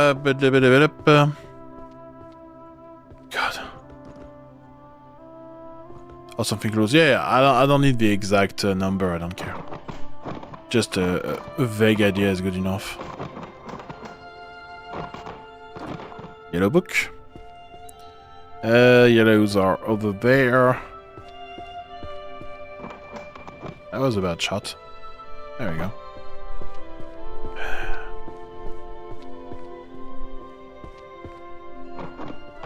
I'm almost done, but... Okay, this is green. This is black. This is greenish. This is... Oh, this is a bad color. Wait, no, there's no bad color. Every color is beautiful. This is green. This is kind of green. This is definitely black. It's really hard to make the difference between green and blue sometimes.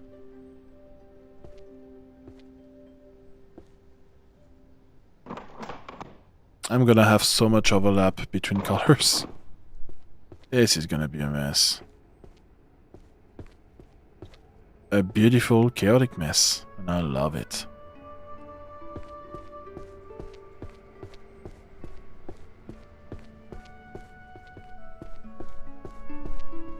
It was mentioned once we could... Oh, yeah.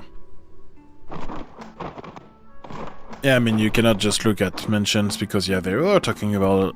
They were talking about a lot of people, right?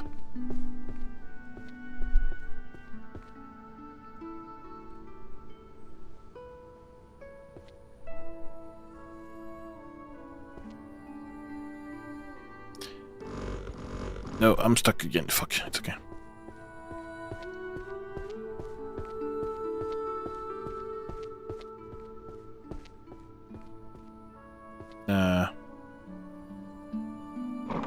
This is not... No, green is... My god, I'm losing my mind. There we go. I don't know what green is anymore. Shit.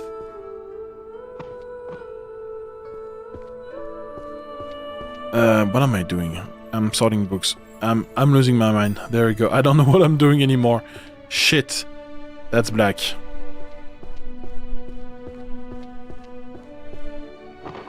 Literally in this era of the schizo rants on Twitter, on one of the songs from that one album, it said no, some and that went to the island. What the fuck do you go to the island? Yeah, I mean, that was like known and just people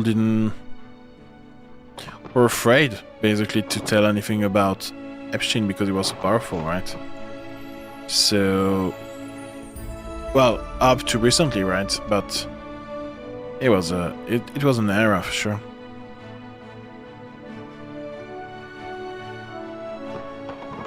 It was 2024. Yeah, so it was already late. But we had to wait that much for people to start talking about it. That is the crazy thing.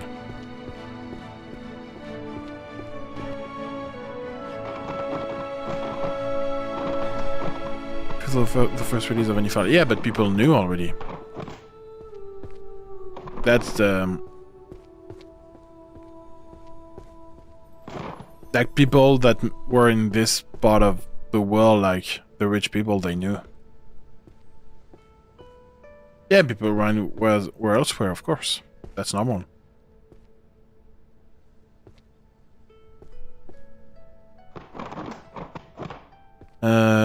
Just organizing the books a bit.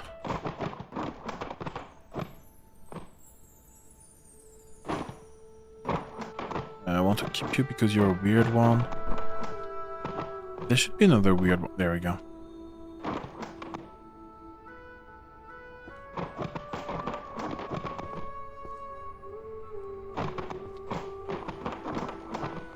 Just gonna make a smaller pile right now. And also a pile of non-flying book as much as possible, because it's really not easy to grab flying books.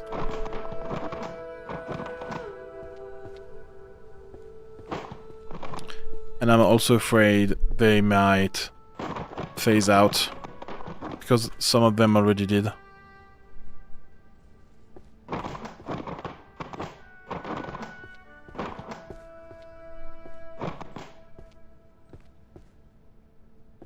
Fortunately, the game has a safeguard, so if a book falls into the ground or something, it will reappear.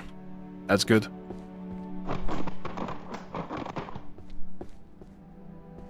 Green book, I'm gonna throw right there. You're part of the weird one.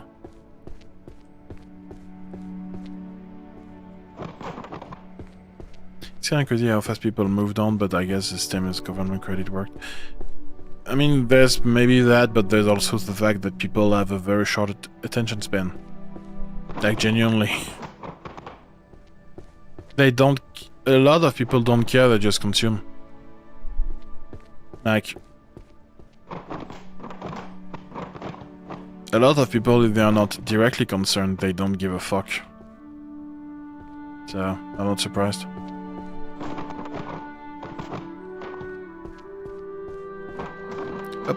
Weird one.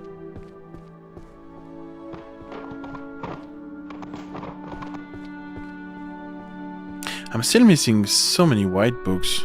Wait, so many, not so many, but like a good amount of them.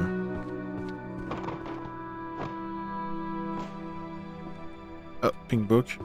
Can also take this one easily somewhere. And a lot of people quickly lost interest, so people on TikTok started making shit up for views, and which was predictable. I mean, you also have to realize that there is a very few amount of people like who really go on TikTok, and what I mean by that is like older people, they really don't go there. And the news are catering more to those people. It's not that it's not bad enough. It's like everything. Again, people are going to care for just a small bit. They don't care about anything that is not affecting them directly.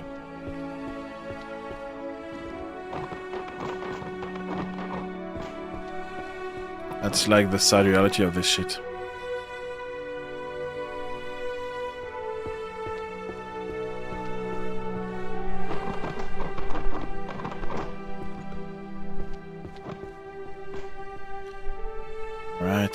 Alright, so we just have one small pile on the left to do, and on the right is gonna be probably a bigger pile. Okay, so we have a pink and a weird one. Weird. Pink. Don't I have all the... I'm so surprised I don't have all of them. Like the Reaper one here. Nope, that's not the one. I got 7 of them. Reaper 8. Reaper 9. So got 9 Reapers. So wait, the thing and the Queen. Okay, so I got all of them. Okay, so romance novel. This is probably on the second floor. Romance novel 2L. 2L is over there. Imagine you are working on some 9 to 5 job every day. 2L, it's this one right here.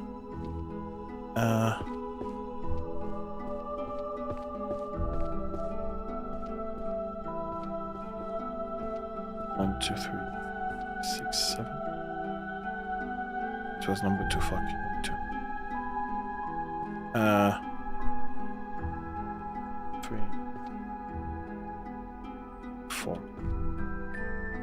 6. No, come back. 5, 7,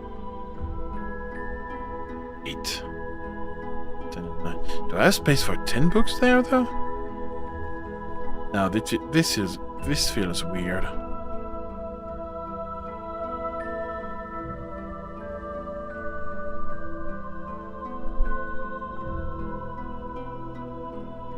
Okay, but those one are glowing hard. Okay, I did something wrong earlier. You're boring American life, and some people, I mean, again, any life. Some guy on TikTok starts saying about this island, and like, yeah, guys, they're important, it's like to protest and stuff. I mean, people are afraid of protesting anyway.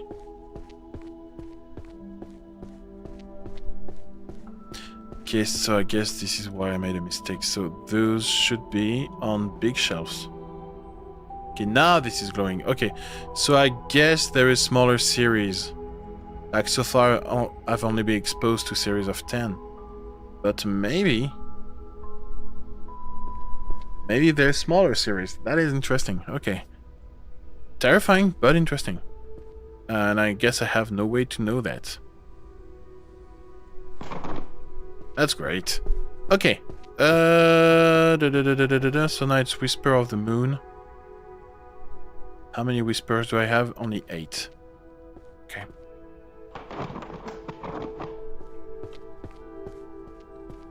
Yeah, I mean, Super Bowl, things like that. It's just a nice way for people to just forget about everything, right?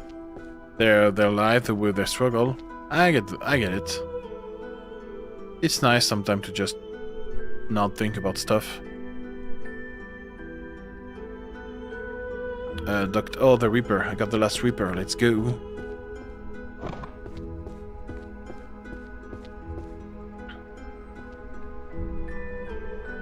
Eight, 9, and one last blue purple. 10. There we go. Last row. Yeah. All right. The romance novels. They were on top, right? Yeah, on the 2K.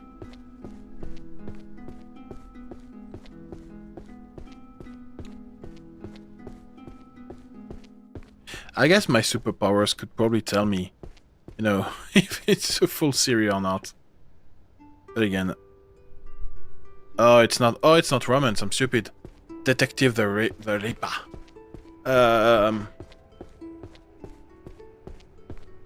Let's see.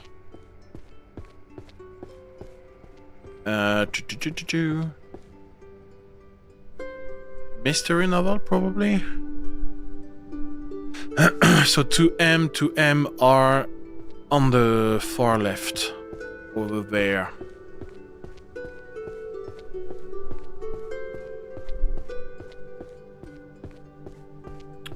There we go. There we go. 4, 9, 7, 10, 8, 2, 6, 1, and 5. There we go. More books. Oh, yeah. Still probably gonna end soon. I'm getting slowly tired.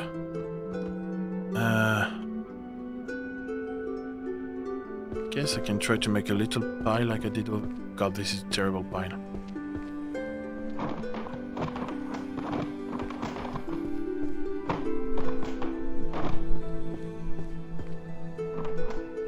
Oh, yeah. Because flying books really makes the whole thing look worse than it is.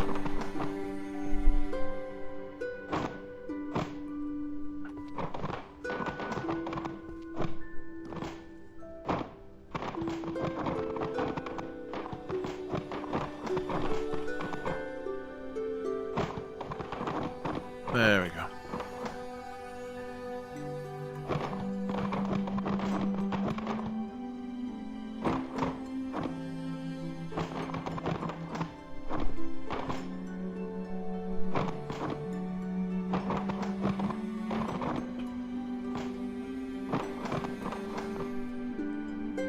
Oh, I think you are important.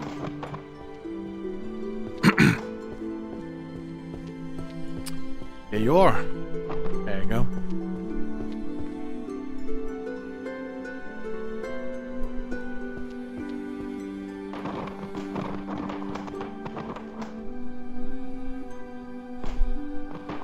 I'm still looking for those white books. This will take hours. Yeah. I mean, the game is not meant to be short by any means, so...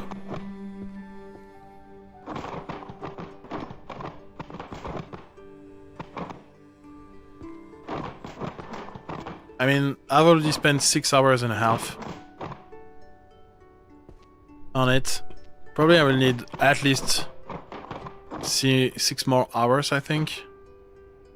That will feel...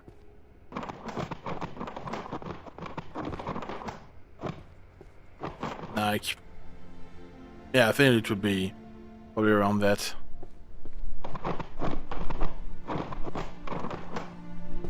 Because the thing is that I'm spending a lot of time right now doing some color segregation, right? But this is gonna be very helpful in the long run. It's gonna make my life so much faster. There is also an ending that is all about putting the books in a random order and then just escaping the library. But it's not me, I will not do that.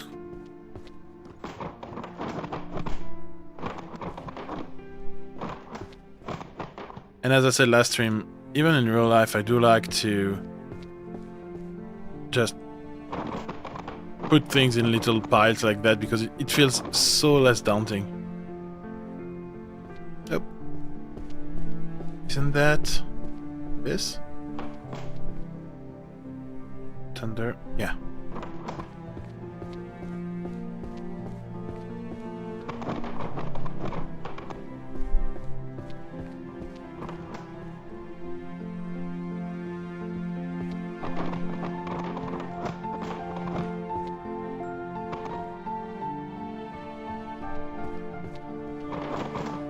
And also doing those piles, it makes the whole idea of starting from somewhere less daunting because it's all psychological phenomenon.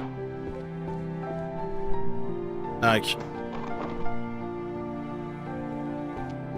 you don't have to choose because the choice is already made for you. While we're segregating them and not just putting them in random pile. I'm just reducing the number of piles because right now I have to look everywhere to get all my books. And I'm losing a lot of time just running around. So if I just put them in 2 little piles next to the middle, then I have to run less. And also, again, it feels like there is less to do, even though it's wrong. But I'm gonna need the space, this space to sort more books for more things. A little.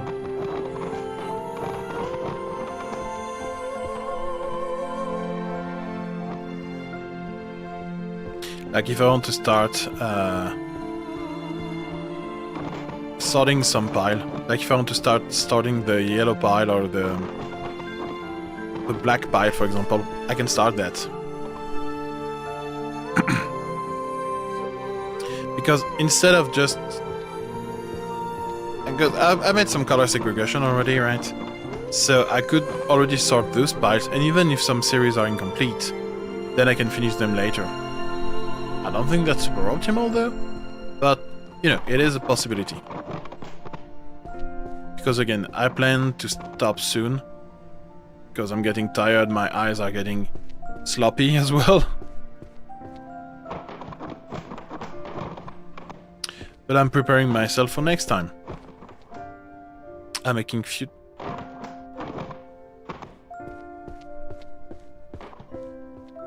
Wait, where is healing magic? There you go. I'm making Future Rob's life easier.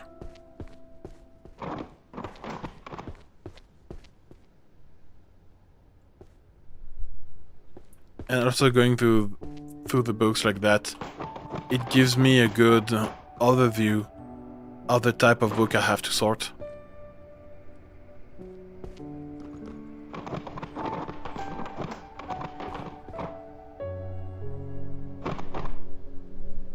go.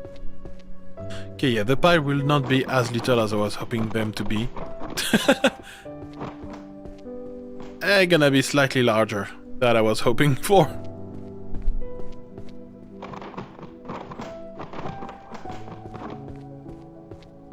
But hey, it is what it is. You're there, right? Nope, that's the other way around. Now I should have all of you. 10, there we go. So this is hitting magic, this is 1k. Yeah.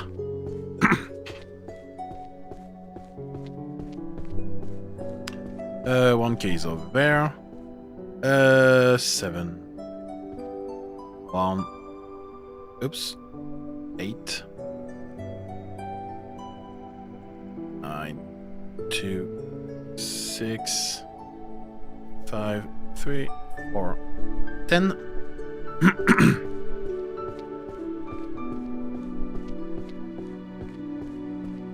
And this should be complete too, I think.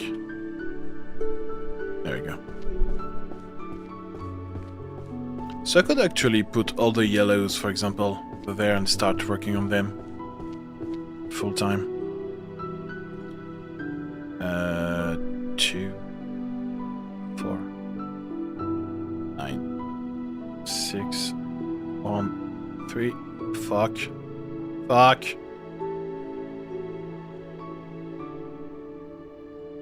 10 and 8. Look at this! Beautiful!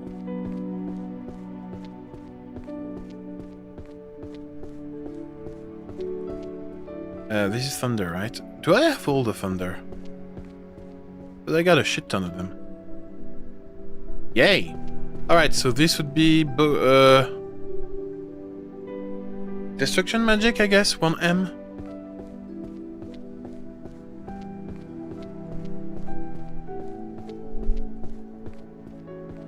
5. Yeah.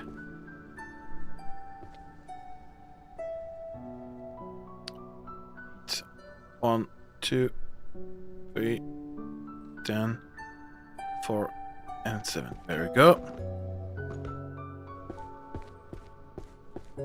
See, progress is made. We are sorting books.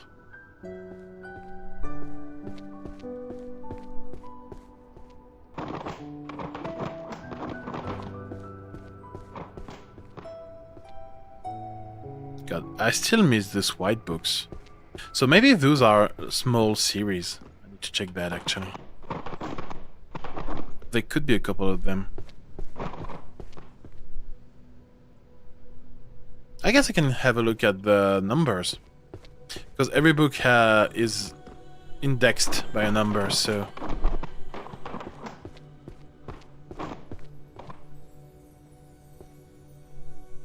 Next time you can make a note with some topics you want to talk about. I do have that. Actually, I do have a list already of topics I could talk about. It's always ready. But I just often get myself lost with the game or with the discussion we have in the chat. But I always have a list ready.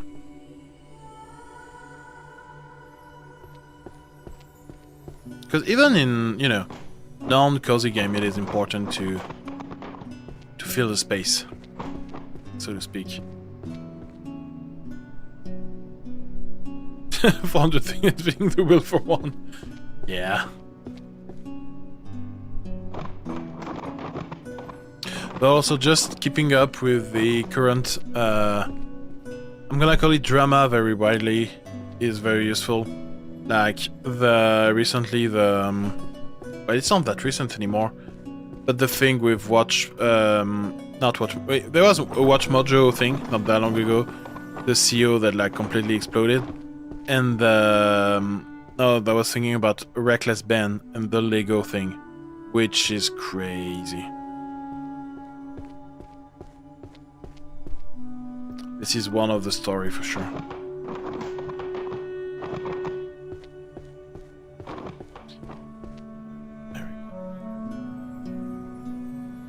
Perfect. Now you. Oh wait. Fuck you. Bam. You should go over there. Do we have everything now? Yes. Book of Alchemy. Potion Safety and Storage Manual. Alchemy. Alchemy. Is 1N. 1N is over there. I haven't heard a single thing about that. Well, I will talk about it next time then.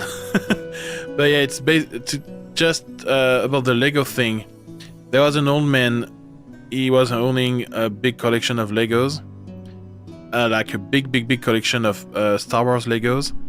And he sold them because he was having some health issues. And he was going through a company called Bricks and Minifig to sell them. Bricks and Minifig being, you know, a company where you can sell your Legos and shit. And they allegedly stole them from him. And so the son of the guy tried to get involved and he didn't succeed. Then he called a YouTuber called Reckless Ben, and he was involved, and then it was a lot of bullshit back and forth. Nobody wanted to talk to anybody. There was suspicion that the previous owner were involved, and then the police was involved a lot. Like the YouTuber was arrested because he was supposedly stalking the manager of the company. Like, doesn't he have any protection on them? So he was going through. I don't remember the name of the procedure, but like basically, you give the Legos to the company, right? They put them on sale, and once they sell them, they give you the money. So it's basically you are just using the store for yourself, because the company doesn't want to buy the collection full because it's too expensive. Like, we are talking about a collection that is estimated between, like, it's around $100,000, right? So it's not a small amount of money. So, and this is a common thing when you have big collections to sell. It's not that uncommon. But, yeah, it went to shit. It's a whole story, man. Alright, I think I've finished to store my pile. Okay, so now I just have those two piles to sort, to segregate, and I will be fine. But before that... Okay, I got 10 of them, Books of Alchemy. Alchemy is over there.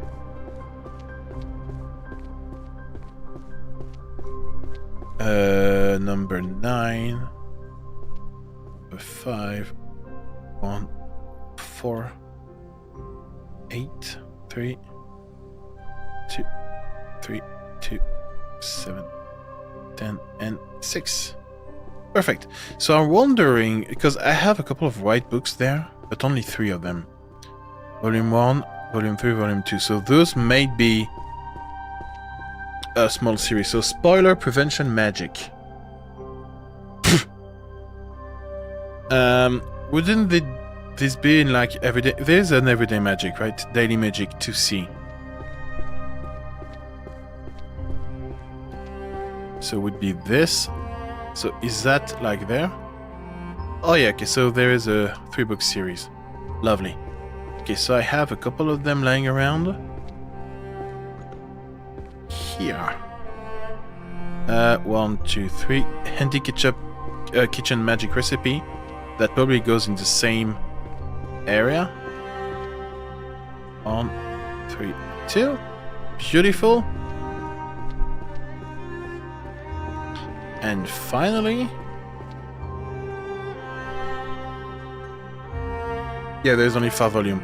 So, History and Tactics of Magical Warfare. Is there a history? Would be 2N, and 2N is that over there. It's kind of strange because it's an investment. I obviously know nothing about Lego market, but like, if the company ain't that poor, wouldn't it be better to just buy them? I mean... The company is still a lot of money for the company, and it's pretty common to do that, apparently. Like, I cannot tell you why. I just know that it's fairly common. And this company, Bricks and Minifigs, had a really good reputation. So, you know. But the company is arguing that they did nothing wrong, that it was all about that the previous... Because it's a big franchise, the company in question, and the store where the Lego were sold, they changed the franchisee. So the company is claiming that the old franchisee were bad management, and they took the store by force. And the new manager that was appointed was managing another thing. And my head is too scrambled right now to remember all the details. But when I say it's crazy, I mean it. It's crazy. Because, yeah, the store was taken almost by force by another franchisee. This other franchisee, employees, they said that he came back with a big truck with Legos, and those would be probably the missing Legos. But also the Legos were stored on multiple locations. Like, there is really a lot of shit going on. Okay, so magic is definitely not complete. This is definitely not complete. You, maybe? 8. Yeah. Okay. Okay, Monstrology, there's a lot of them. Music Saint. Okay, that's good.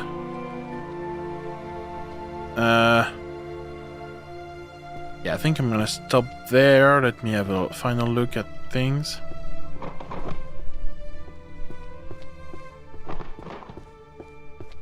Yeah.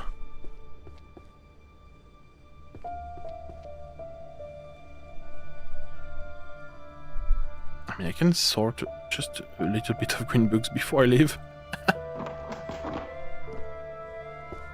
There we go.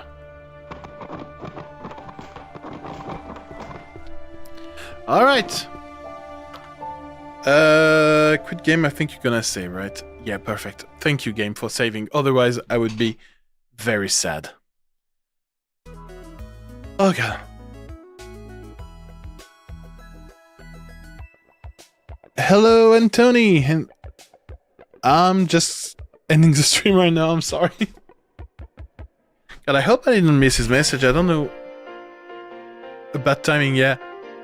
Yeah, very bad timing, I'm sorry, man. Thank you for coming, but unfortunately, I'm stopping the stream right now. So anyway, thank you everybody for watching, thank you everybody for being here. I just would like to make a little bit of advertisement, just a little bit. I've released a new video yesterday. Please listen to it, it's a cool track about Storm Area 51. Don't forget to join the Discord if you haven't yet. The link is going on right now, perfect timing. I will see you on Monday for a new stream on Librarian, tidy up the Arcane Library. Take care of yourself, sleep well, have a good weekend. Don't forget to drink. Bye!